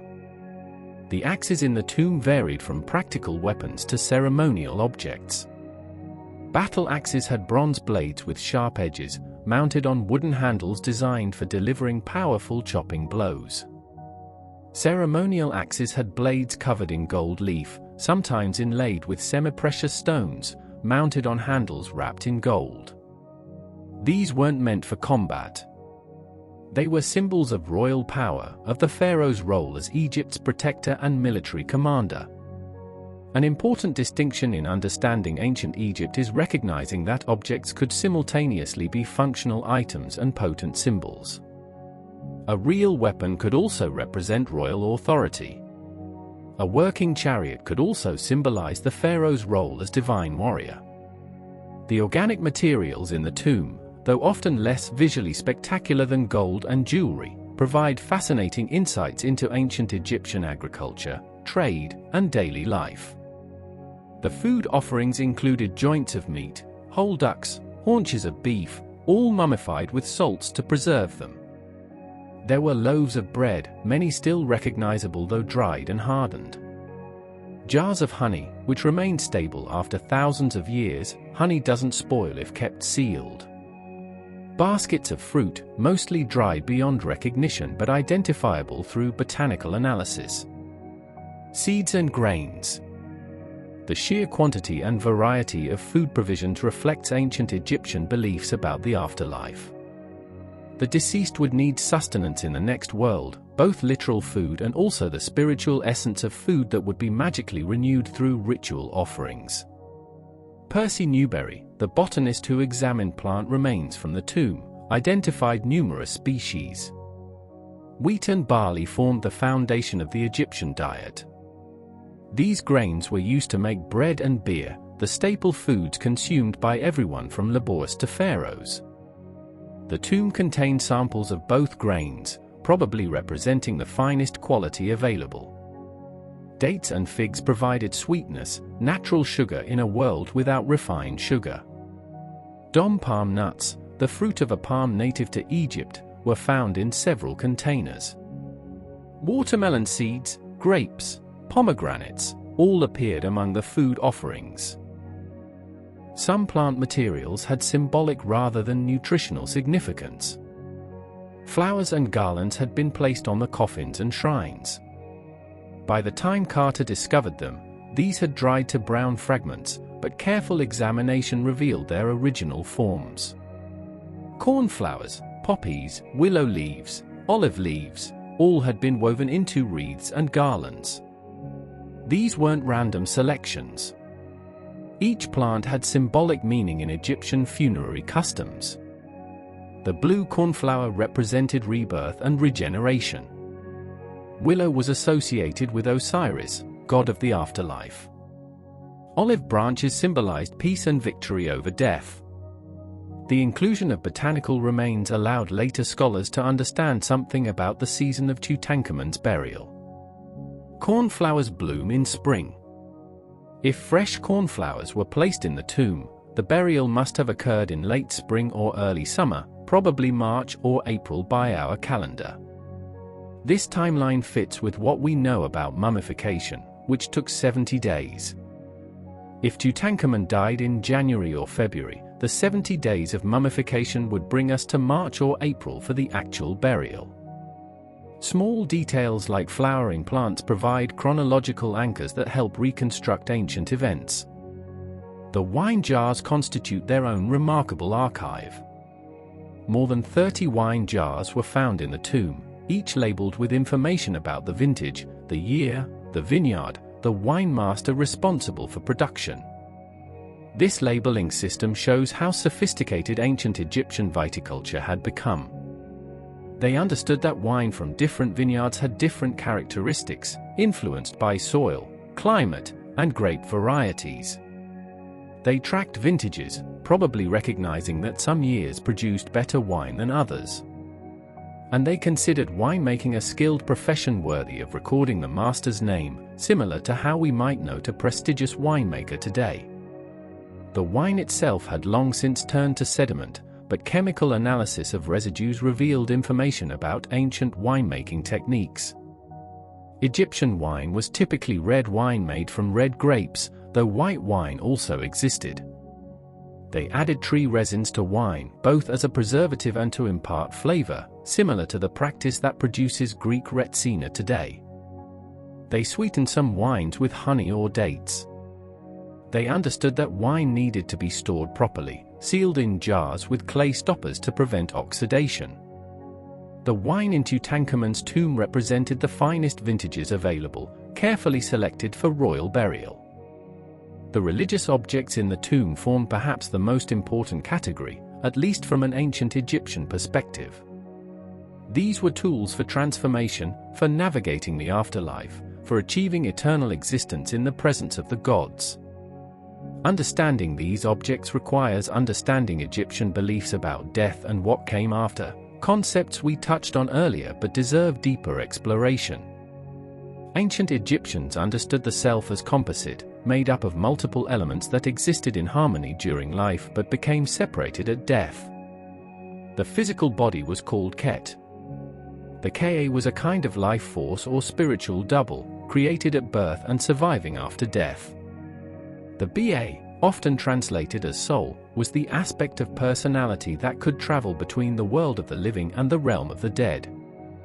The Ark was the glorified, transfigured state one hoped to achieve through proper burial and ritual, a kind of luminous spirit that could dwell with the gods. The name was itself a crucial component of identity, which is why Egyptian tombs are covered with inscriptions of the deceased's names. Even the shadow had significance in Egyptian thought. Death didn't destroy these components, but it disrupted their natural relationship. Burial rituals aimed to reunify them in a new configuration, allowing the deceased to exist eternally. This required multiple elements working together. The body had to be preserved through mummification, providing a physical anchor for the other elements. The tomb provided protected space where the body could rest undisturbed. Burial goods supplied what the deceased would need in the afterlife. And ritual objects provided the magical tools necessary for transformation and protection. The process of mummification itself was both practical preservation technique and religious ritual. Embalmers removed the internal organs through an incision in the side, except for the heart, which was left in place as the seat of intelligence and emotion. The brain was removed through the nose using a hooked implement, though Egyptians didn't consider the brain particularly important. The The body cavity was cleaned and filled with natron salt, which drew out moisture. The body was also covered externally with natron and left to desiccate for 40 days. After this initial preservation, the body was washed, treated with oils and resins, and wrapped in layers of linen bandages. The entire process took 70 days, a period specified by religious tradition. The canopic chest and jars held Tutankhamun's preserved internal organs, liver, lungs, stomach, and intestines. These were removed during mummification, treated separately, and placed in 4 containers. Each jar was protected by a different deity. The 4 sons of Horus, Imseti guarded the liver, Hapi the lungs, Duamutef the stomach, and Kabasanuf the intestines. In Tutankhamun's case, the organs were placed in miniature golden coffins, which were then put into the alabaster canopic jars. This nested protection, layer within layer, mirrors the protection of the body itself, wrapped in linen, placed in coffins, enclosed in shrines. The canopic chest that held these jars was itself a masterwork of ancient Egyptian art. Carved from a single block of calcite alabaster, it stood nearly 3 feet tall. 4 protective goddesses stood at the corners: Isis, Nephthys, Neith, and Serket. These goddesses were considered guardians of the deceased, their arms outstretched in protective gestures, their faces serene yet watchful. The symbolism was clear: the king's body received divine protection, surrounded by goddesses who would defend him against any threat in the afterlife. Similarly, the chariots present a puzzle. 6 were found in the tomb, 4 dismantled and stored in the antechamber, parts of others scattered throughout. These weren't symbolic miniatures. They were full-sized, functional vehicles. Egyptian chariots were sophisticated war machines, light enough for speed and maneuverability, strong enough to survive combat conditions. They were drawn by 2 horses, with a crew of 2, a driver and an archer or spearman. The pharaoh, if he fought from a chariot, would be the archer, while a skilled charioteer handled the reins. But again, some of the chariots show were consistent with actual use, while others appear to have been made specifically for burial. One is decorated with elaborate scenes in gold leaf showing the king in battle, shooting enemies from his chariot. Is this artistic convention the standard way of depicting a victorious pharaoh? Or does it record actual events? We don't know for certain. Swords, daggers, and axes round out the military equipment. 2 daggers found in the mummy wrappings are particularly interesting. One has a gold blade, beautiful but impractical for combat, clearly ceremonial. The other has an iron blade, extraordinary because iron was extremely rare in Egypt during the Bronze Age. Chemical analysis suggests the iron came from a meteorite. The ancient Egyptians called iron metal from the sky, and they considered meteoric iron more precious than gold. This dagger represents not just wealth but access to the rarest materials available in the ancient world. The religious objects in the tomb form perhaps the most important category, at least from an ancient Egyptian perspective. These were tools for transformation, for navigating the afterlife, for achieving eternal existence in the presence of the gods. Understanding these objects requires understanding Egyptian beliefs about death and what came after. The ancient Egyptians believed that a person consisted of multiple components. The body, obviously, but also the Ka, a life force that persisted after death. The Ba, often translated as soul, could travel between the worlds of the living and the dead. The Ark was the transformed, glorified state one hoped to achieve through proper burial and ritual. The shadow and the name also had significance. Death didn't destroy these components, but it disrupted them. Burial rituals aimed to reunify them, allowing the deceased to exist eternally. This required multiple elements. First, the body had to be preserved. Hence mummification, that complex process involving removal of internal organs, desiccation with natron salt, wrapping in linen, and treatment with preservative resins. The tomb provided the protected space where the body could rest undisturbed. The burial goods supplied what the deceased would need. And ritual objects provided the magical tools necessary for transformation. The canopic chest and jars held Tutankhamun's preserved internal organs, liver, lungs, stomach, and intestines. These were removed during mummification, treated separately, and placed in 4 containers. Each jar was protected by a different deity, the 4 sons of Horus, Imseti, Hapi, Duamutef, and Kabasanuf. In Tutankhamun's case, the organs were placed in miniature golden coffins, which were then put into the alabaster canopic jars. This nested protection, layer within layer, mirrors the protection of the body itself, wrapped in linen, placed in coffins, enclosed in shrines. The Shabti figures served a specific purpose. Ancient Egyptian theology included the concept of judgment after death. The heart would be weighed against the feather of Ma'at, representing truth and justice. If the heart was lighter than the feather, unburdened by wrongdoing, the deceased could proceed to the blessed afterlife. But this afterlife wasn't eternal leisure. It was a perfected version of earthly existence, which meant it included work. Fields needed to be plowed and planted. Irrigation channels required maintenance. Crops had to be harvested. For a king who'd never performed manual labor in life, this posed a problem. The solution was Shabtes, magical servant figures that would perform labor on behalf of the deceased. Tutankhamun had 413 of them, 1 for each day of the year plus overseers to supervise the work. These figures were inscribed with a spell instructing them to answer when called upon for labor. Having an adequate supply of Shabtis meant the king could enjoy eternity without the inconvenience of agricultural work. The boats found in the treasury had similar symbolic function. The ancient Egyptians believed the sun god Ra journeyed across the sky in a solar boat by day, then traveled through the underworld in a night boat, battling chaos before emerging at dawn to begin the cycle again. The deceased king would join this journey, traveling with the gods through eternal cycles of death and rebirth. The model boats in the tomb would serve this purpose, magically transformed into full-sized vessels in the afterlife. Religious texts and images covered many surfaces in the tomb. The burial chamber walls bore excerpts from the Amduat, that which is in the afterworld, one of several funerary texts describing the underworld journey. The shrines around the sarcophagus were covered with religious inscriptions. The coffins bore prayers and protective spells. Even small objects like amulets and jewelry carried hieroglyphic inscriptions invoking divine protection. This saturation of text and image reflects the belief that words had power.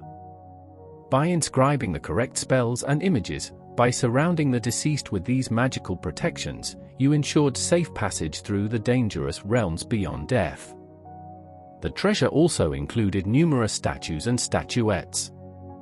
Some represented gods, Anubis in his jackal form, the goddess Selkit with her protective arms, Osiris as a golden figure with scepter and crook.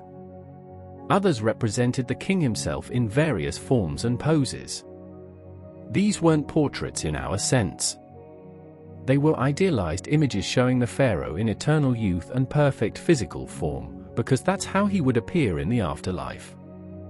The statues served as alternative bodies, vessels the Ka could inhabit if the mummy was destroyed. 2 life-sized statues of Tutankhamun flanked the sealed doorway to the burial chamber. These guardian figures, carved from wood and covered in black resin with gold accents, wear the Neme's headdress and hold staff and mace. They're nearly identical, though subtle differences in regalia suggest they represent the king as ruler of Upper and Lower Egypt respectively. Their positioning suggests they were sentinels, guarding against any who would disturb the burial. They failed in that purpose when ancient robbers breached the tomb, but they stood watch for 3,000 years nonetheless. The quality of craftsmanship throughout the tomb's objects is exceptional, but we should resist romanticizing it. These weren't created by anonymous artisans working purely for love of their craft. They were made by highly skilled specialists working within a rigid economic and social system. The workers were well paid by ancient standards, receiving grain rations, beer, and occasionally bonuses for exceptional work. But they labored under state direction, filling orders from the palace, meeting deadlines imposed by others. We know from other sources, particularly records from Deir el-Medina, the workers' village that housed craftsmen who built and decorated royal tombs, that these artisans were literate, organized, and not above protesting when their pay arrived late. They went on strike, the first recorded labor strike in history, when grain rations weren't delivered on time. They understood their value and insisted on fair treatment. The extraordinary quality of their work reflects professional pride, yes, but also economic incentive and social expectations within a hierarchical system. The timeline for creating Tutankhamun's burial equipment presents interesting questions. Pharaohs typically began preparing their tombs immediately upon taking the throne. It was understood that death could come at any time, so one needed to be prepared. But Tutankhamun became king around age 9. Would a child immediately begin ordering his tomb cut and his burial equipment manufactured? Probably not. More likely, the work began when he was older, perhaps in his mid-teens. This means the craftsman had only a few years to create everything, because Tutankhamun died around age 18 or 19. Some objects in the tomb show evidence of having been made for someone else and adapted for Tutankhamun. Inscriptions were changed. Names were altered. This wasn't unusual in ancient Egypt. Royal workshops produced items of quality continuously, and these could be repurposed as needed. Some of the burial equipment may have originally been intended for Smenkhkare, the mysterious pharaoh who briefly reigned between Akhenaten and Tutankhamun, or for Nefertiti, whose fate remains uncertain. When Tutankhamun died unexpectedly young, his burial needed to be assembled quickly. Using some existing pieces, modified as necessary, would have been practical. The tomb itself was probably not originally intended for Tutankhamun. It's small for a royal tomb, just for rooms with modest decoration. Larger tombs were being prepared in the valley at the time, tombs more suitable for a pharaoh. The theory is that Tutankhamun's early death created a problem. His actual tomb wasn't finished. So officials commandeered a tomb that was ready, possibly one intended for a high official like A, who would succeed Tutankhamun as pharaoh. They hurriedly decorated the burial chamber, the only room with painted walls, and used it for the young king. A, when he died, was buried elsewhere. This improvisation helps explain why the tomb feels cramped. The burial equipment designed for a larger space had to be packed into inadequate rooms. The outer shrines in the burial chamber fit so tightly that panels touched the walls, making assembly extremely difficult. Objects were stacked and piled rather than arranged with proper spacing. It wasn't intended to look like this. But death doesn't wait for ideal circumstances. You work with what you have. The human dimension of this story, which we touched on in the first part, deserves deeper consideration. The excavation of Tutankhamun's tomb was an extraordinary technical achievement, but it was accomplished by real people with complex motivations, relationships, and struggles. Howard Carter's personality was central to both the successes and challenges. He was brilliant, experienced, meticulous, and utterly committed to doing the work properly. But he was also difficult, stubborn, quick to take offense, and unable to compromise even when compromise might have served everyone better. His letters and diaries, preserved in various archives, reveal someone who felt constantly under attack, unappreciated by authorities who didn't understand archaeology, hampered by bureaucracy and politics. Some of this was fair. Carter did face unreasonable demands from visitors who expected instant access. He did navigate genuinely complex political situations as Egyptian nationalism grew and Britain's imperial influence waned.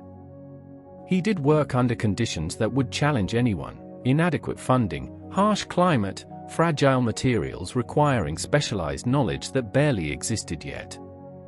But Carter also made situations worse through his inflexibility. The crisis of 1924, when he shut down work and locked the tomb, stemmed from his reaction to the minister forbidding wives of excavators from visiting. Carter saw this as an attack on his authority. He refused to back down, choosing dramatic confrontation rather than seeking compromise. The result was a year-long shutdown that could have been avoided with better diplomacy. His relationship with Lord Carnarvon was the most successful partnership of his life, characterized by mutual respect and genuine affection. Carnarvon's letters show he valued Carter's expertise and deferred to his judgment on archaeological matters. Carter's letters show appreciation for Carnarvon's steady support through years of fruitless searching.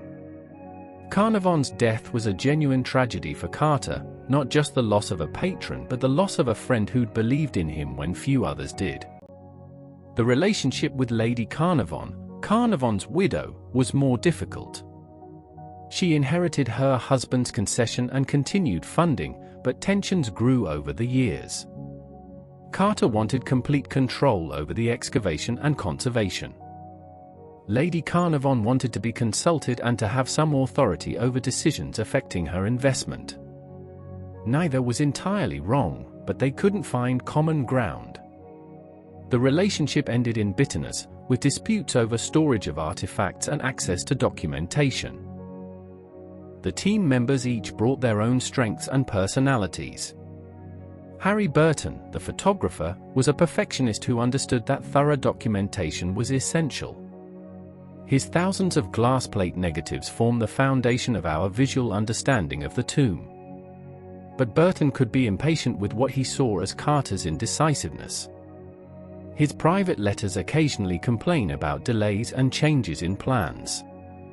Alfred Lucas, the chemist and conservator, brought scientific rigor to the challenge of preserving fragile materials. His systematic approach to testing conservation methods, his careful documentation of results, his willingness to experiment and learn from failures, all contributed to the excavation's success. Lucas published extensively about his techniques, sharing knowledge that benefited archaeology worldwide. He remained involved with the tomb longer than most team members, continuing conservation work into the early 1930s. Arthur Mace, the conservator from the Metropolitan Museum, worked on the tomb during its early years, bringing expertise in handling fragile materials. But Mace's health was fragile. He'd contracted pleurisy years earlier, and lung problems plagued him throughout his life. The conditions in the tomb, breathing dust and chemical fumes in poorly ventilated spaces, couldn't have helped. Mace returned to England in 1924, too ill to continue. He died in 1928 at age 53. His death was one of those seized upon by cursed believers as evidence of supernatural vengeance, ignoring that he'd been ill for years before ever entering the tomb.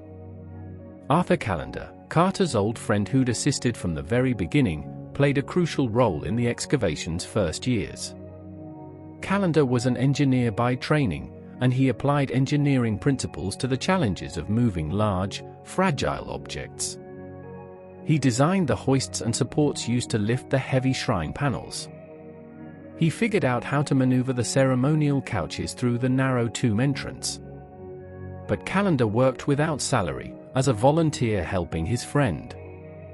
When the excavation shut down in 1924, Callender needed paying work.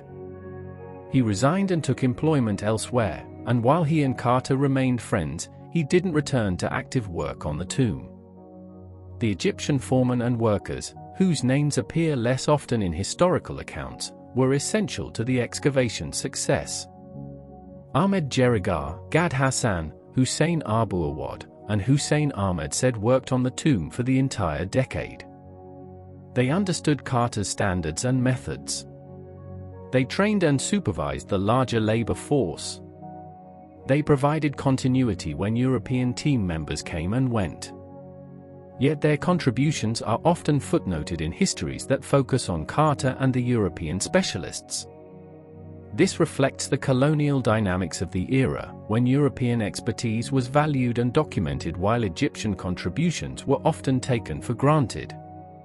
The broader political context shaped the excavation throughout its duration. Egypt achieved formal independence from Britain in February 1922, though Britain retained significant influence and military presence. The discovery of Tutankhamun's tomb came just 9 months later, at a moment when Egyptians were asserting national identity and pride. Ancient Egypt became a symbol of Egyptian greatness, a glorious past that legitimized claims to modern sovereignty. This created complicated dynamics around the tomb. Egyptian nationalists saw it as an Egyptian treasure that should remain under Egyptian control. The British excavation team, working under a concession granted during the colonial period, represented continued foreign control over Egyptian heritage. The Times' exclusive reporting deal was particularly galling to Egyptian newspapers, which saw it as foreign monopolization of Egyptian history. Pierre Lecoux, the French archaeologist who headed Egypt's Antiquities Service, navigated these tensions carefully. He was a colonial official serving an independent government. He needed to balance preservation of archaeological standards with political realities. His insistence on Egyptian inspectors being present at all times, his requirement that all finds from intact tombs remain in Egypt, his eventual revocation of Lady Carnarvon's concession during the 1924 crisis, all reflected the changing power dynamics as Egypt asserted control over its heritage. The curse narrative, which emerged immediately after Lord Carnarvon's death and persists today, serves interesting cultural functions. At one level, it's simply good storytelling. The idea that disturbing an ancient tomb brings supernatural vengeance is dramatically satisfying. It appeals to our sense that actions have consequences, that hubris should be punished, that some things should remain undisturbed. At another level, the curse narrative reflects anxiety about imperialism and cultural appropriation. European powers had been removing Egyptian antiquities for more than a century, filling museums in London, Paris, Berlin, and other cities with treasures excavated from Egyptian soil. The curse offered a way to criticize this practice. Perhaps these artifacts shouldn't be taken. Perhaps disturbing the dead, especially the royal dead of a foreign culture, carries a price. But the curse narrative doesn't hold up to factual scrutiny. Lord Carnarvon died of an infected mosquito bite and pneumonia, not supernatural forces. Most people who worked on the tomb lived normal lifespans. Carter died at 64 of lymphoma. Harry Burton lived to 79. Alfred Lucas lived to 78. Pierre Lecoux lived to 89. Lady Evelyn Herbert, who was present at the tomb's opening, lived to 79. If there was a curse, it was remarkably selective and ineffective. What the excavation reveals about ancient Egypt is profound. The tomb provides our most complete window into a royal burial of the 18th dynasty. Previous royal tombs had been thoroughly robbed in antiquity, leaving little beyond empty chambers and smashed pottery. Tutankhamun's tomb, despite the ancient robberies, retained most of its contents, showing us how Egyptians prepared for eternity. The sheer quantity and variety of objects challenges simplistic narratives about ancient Egypt. We see sophistication in craftsmanship, complexity in religious beliefs, attention to both practical needs and symbolic meanings. The ancient Egyptians were neither primitive nor alien. They were humans confronting mortality, using the resources and knowledge available to them to address fundamental questions. What happens after death? How can we continue to exist? What do we need for the journey beyond life? Their answers involved elaborate ritual, substantial material wealth, specialized knowledge, and profound faith in transformation. The preserved body in its nested coffins and shrines. The magical texts and protective amulets. The supplies of food and drink, clothing and equipment. The model servants to perform labor. The boats to journey with the gods. All of this represented an attempt to control the uncontrollable, to impose order on the chaos of death, to ensure that something essential about the person continued beyond the body's failure. The excavation also reveals how archaeology works, or should work. Carter's methodical approach, his insistence on thorough documentation, his patient conservation of fragile materials, his assembly of expert specialists, all represent archaeology at its best. Compare this to earlier excavations in Egypt, which often resembled treasure hunting more than scientific investigation. Tombs were cleared quickly. Objects were removed with little documentation of their original positions. Fragile materials received minimal conservation, resulting in later deterioration. The goal was to get impressive objects into museums as quickly as possible. Carter rejected this approach. He understood that context matters. Where an object was found, its relationship to other objects, its condition, and any signs of ancient disturbance, all provide information as valuable as the object itself.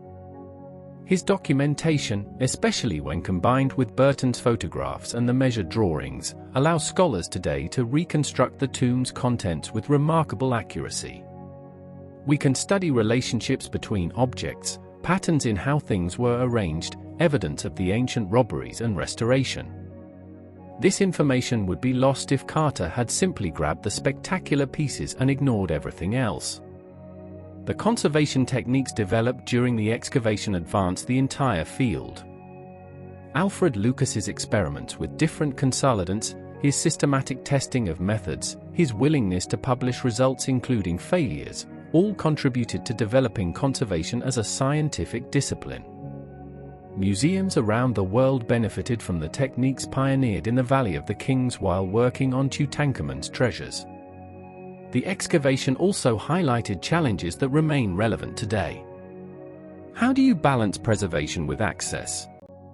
The tomb attracted enormous public interest, but visitor traffic risked damaging the very things people came to see.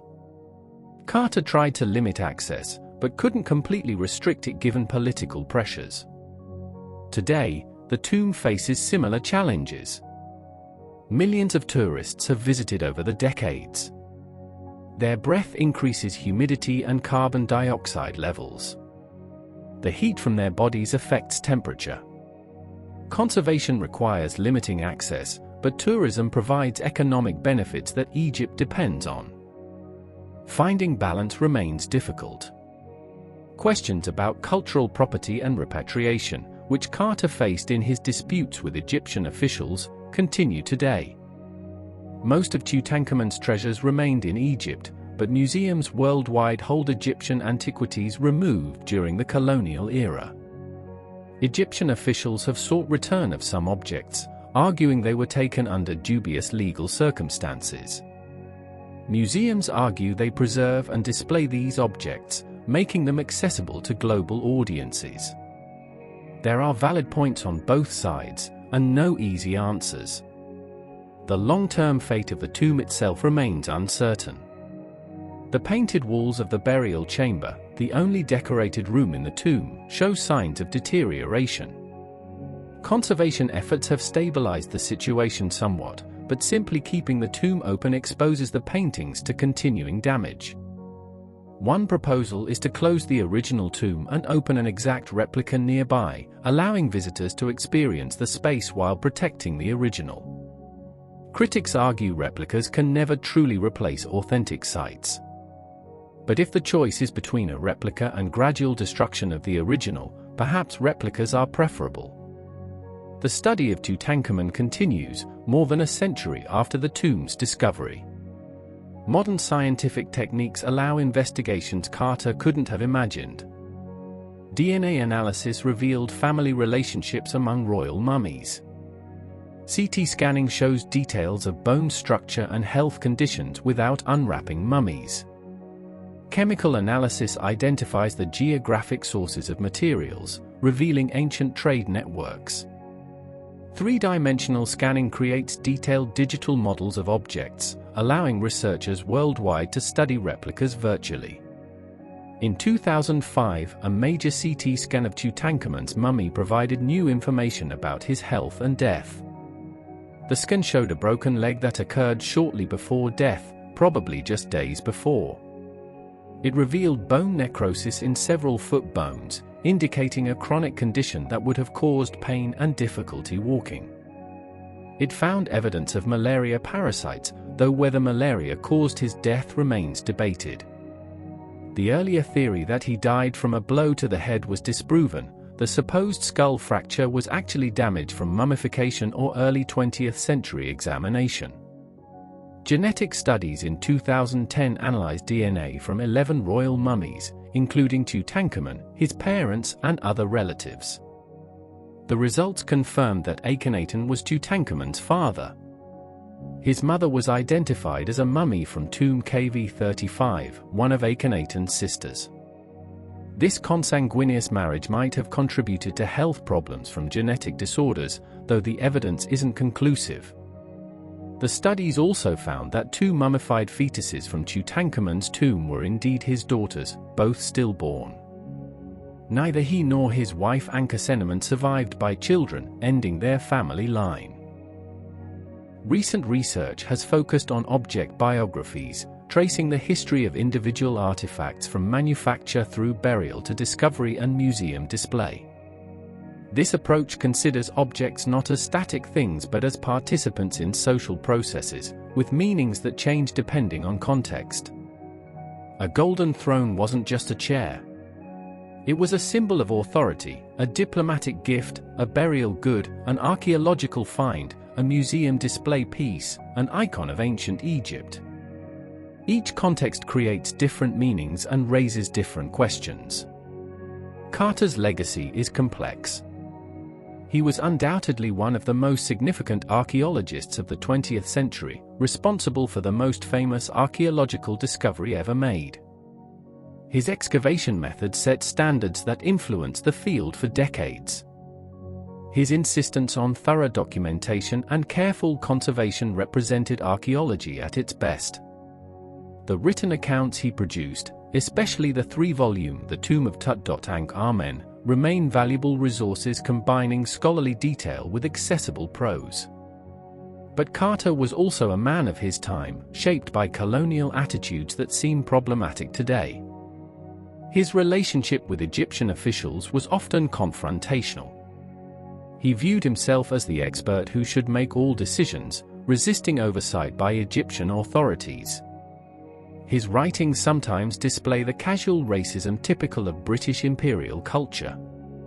While we can appreciate his archaeological achievements, we should also acknowledge these limitations.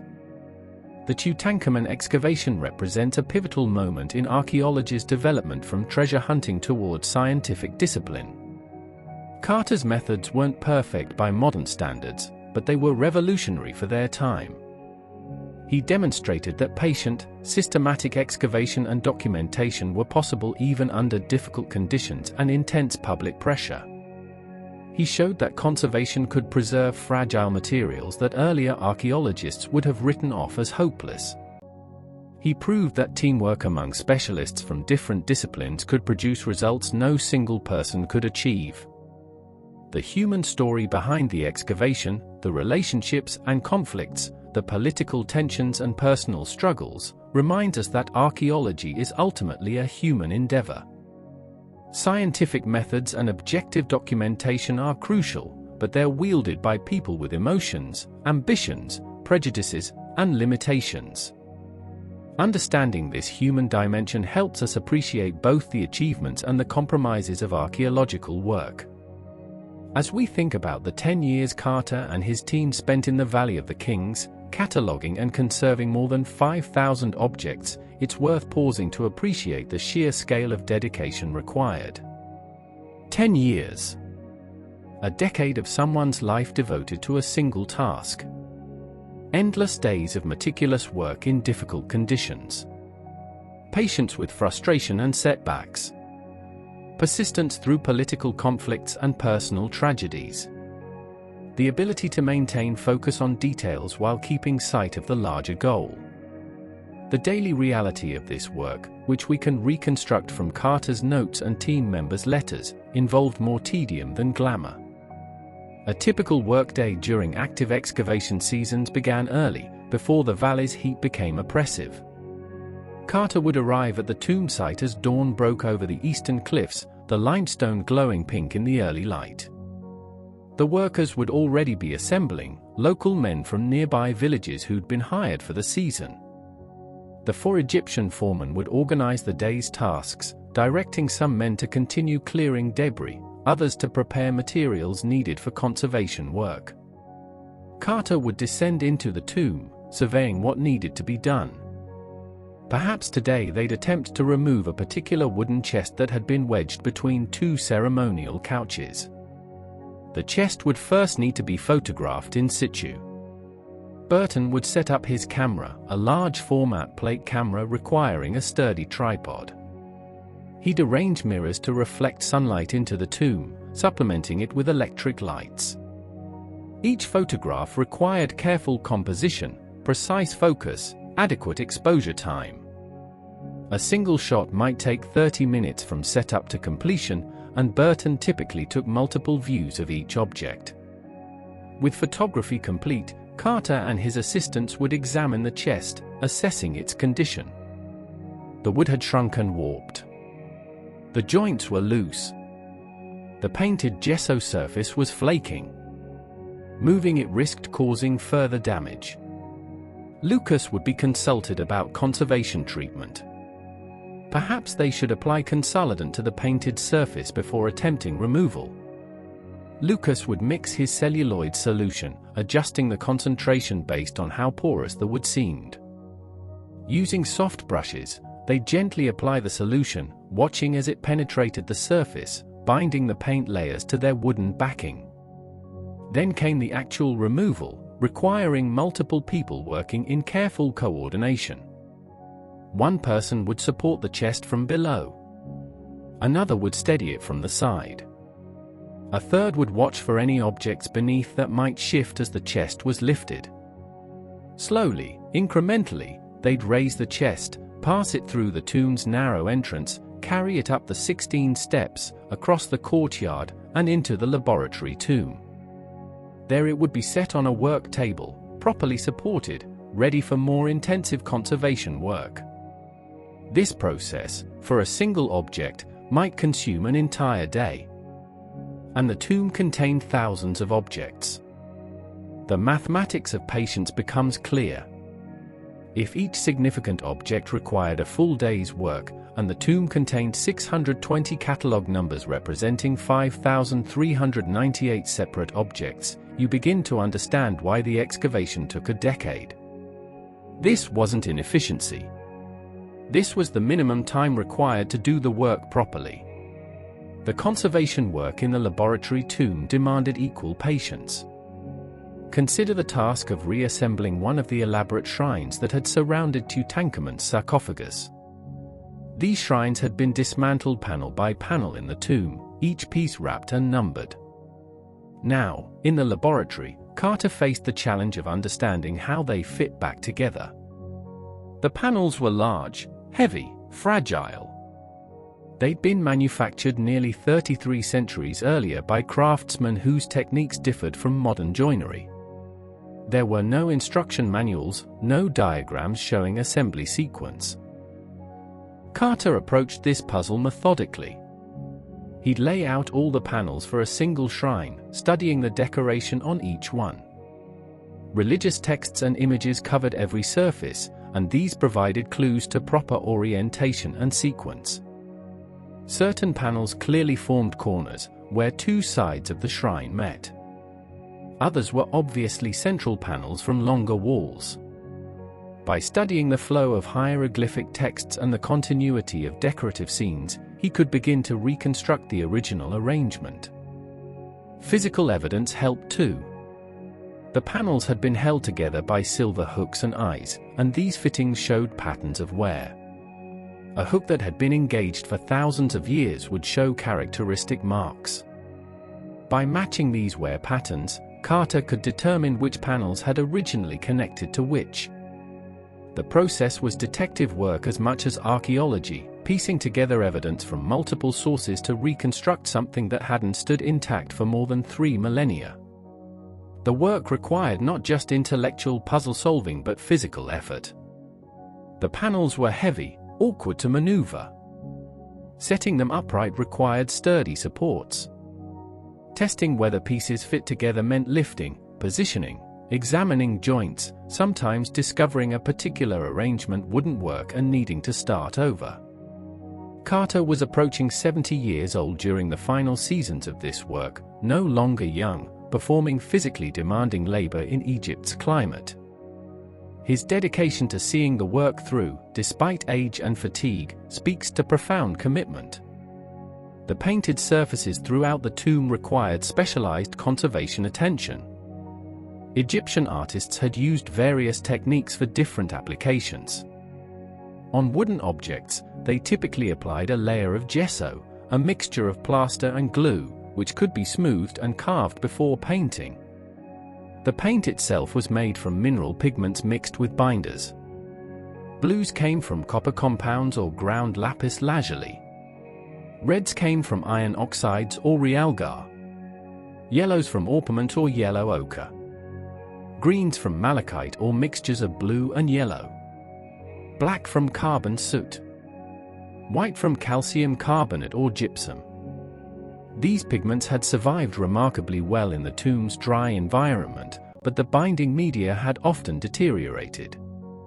Paint that should have been firmly attached to its backing had become powdery, ready to flake away at the slightest touch. Lucas's consolidation work involved re-establishing adhesion between paint layers and their substrates without altering the paint's appearance. This required understanding the chemistry of both ancient and modern materials, knowing which solvents and consolidants would work without causing harm.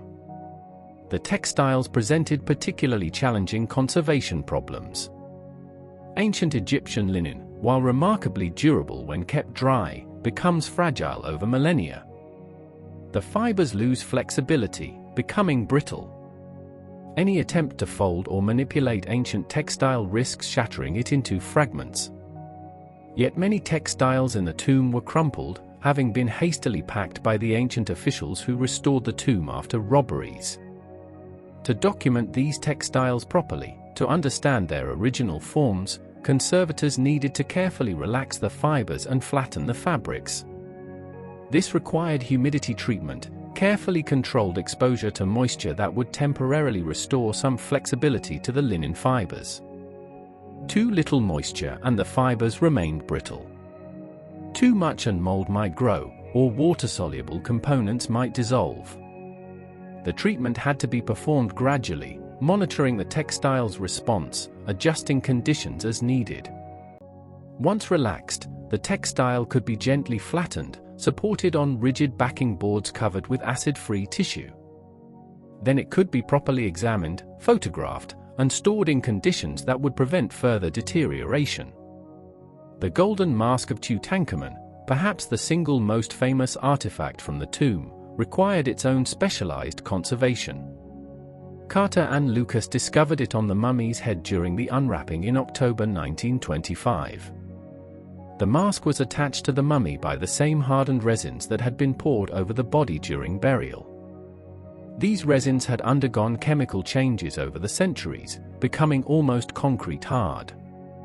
Simply pulling the mask free would have damaged it, so Carter and Lucas had to carefully work around the edges, using heated spatulas to gradually soften the resin, millimeter by millimeter separating the mask from the mummy beneath. The mask itself, beaten from 2 sheets of gold alloy and joined at the center line, had remained in excellent condition thanks to gold's chemical stability. But the inlays of lapis lazuli, obsidian, colored glass, and semi-precious stones required careful examination. Some had come loose from their settings over the millennia. Lucas had to secure these, using conservation adhesives that would hold the inlays in place while remaining reversible, a principle of modern conservation. Any treatment applied to an artifact should be removable if future conservators develop better methods. This principle guides conservation practice today, but it was relatively new in Carter's time, and Lucas deserves credit for pioneering reversible treatment methods. The quantity of objects from the tomb meant that storage became a significant challenge. The Egyptian Museum in Cairo, which received most of the finds, had limited storage space. Objects were packed in crates, labeled, and stored in available rooms. Some wouldn't be fully unpacked and studied for decades. This wasn't ideal, but it was reality given the constraints. No museum in the world had infrastructure to immediately accommodate 5,000 objects requiring specialized storage. The Grand Egyptian Museum, currently under construction near the pyramids, will finally provide adequate space to display the entire Tutankhamun collection together. Visitors will be able to see not just the famous pieces but also the mundane objects that make the collection so valuable for understanding ancient Egyptian life. The documentation created during the excavation has itself become historically significant. Carter's card index, Burton's glass plate negatives, the measure drawings, the conservation notes, all reside now in archives around the world. The Griffith Institute at Oxford University holds much of this material, having acquired it after Carter's death. These archives are actively used by scholars researching the tomb, the objects, and Egyptian archaeology more broadly. Digital scanning projects have made much of this material available online, allowing researchers worldwide to access primary documentation without traveling to Oxford. This points to an important principle: excavation documentation has value far beyond the immediate project.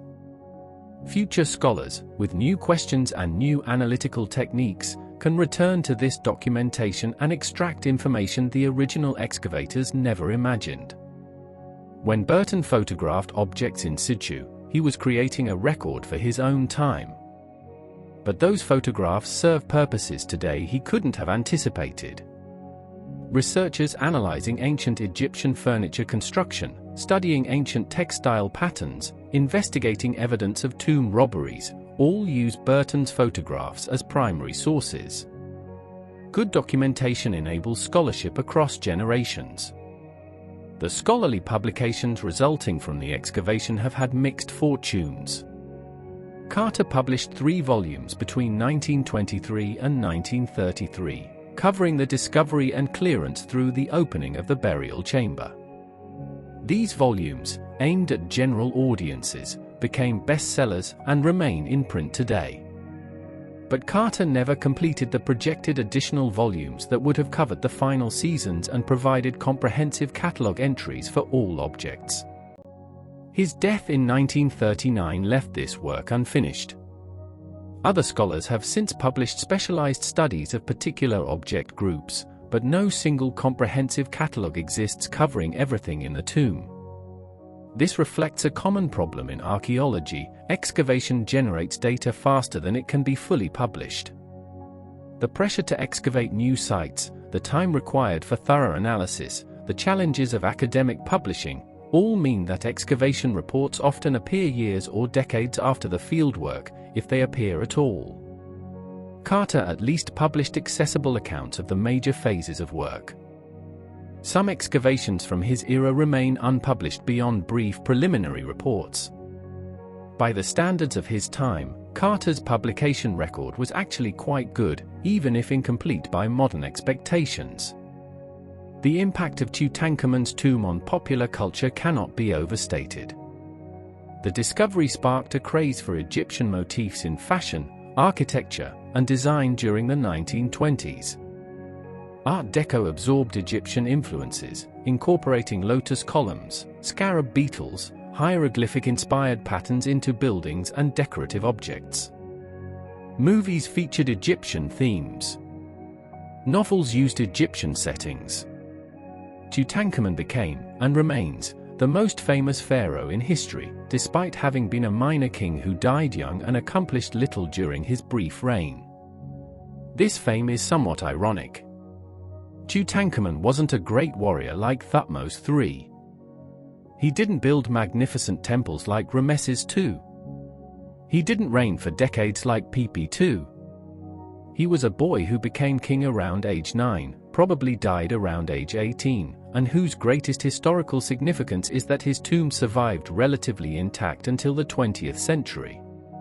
Yet his name is known to millions who couldn't identify any other pharaoh.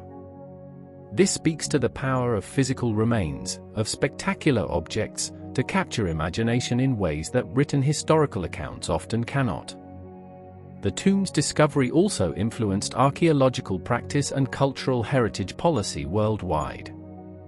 It demonstrated that patient, systematic excavation could reveal far more than rapid treasure hunting. It showed the value of interdisciplinary teams bringing together specialists from different fields. It highlighted the importance of conservation, not just documenting finds but actively preserving them for future study.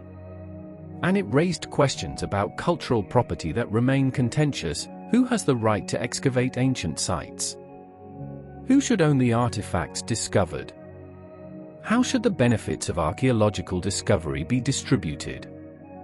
These questions have evolved over the past century. Colonial-era practices, where European and American expeditions divided finds with host countries, have given way to laws requiring all finds remain in their countries of origin. This shift reflects changing global power dynamics and growing recognition of nations' rights to control their own cultural heritage. But it also creates challenges. Many countries with rich archaeological resources lack funding for excavation and conservation.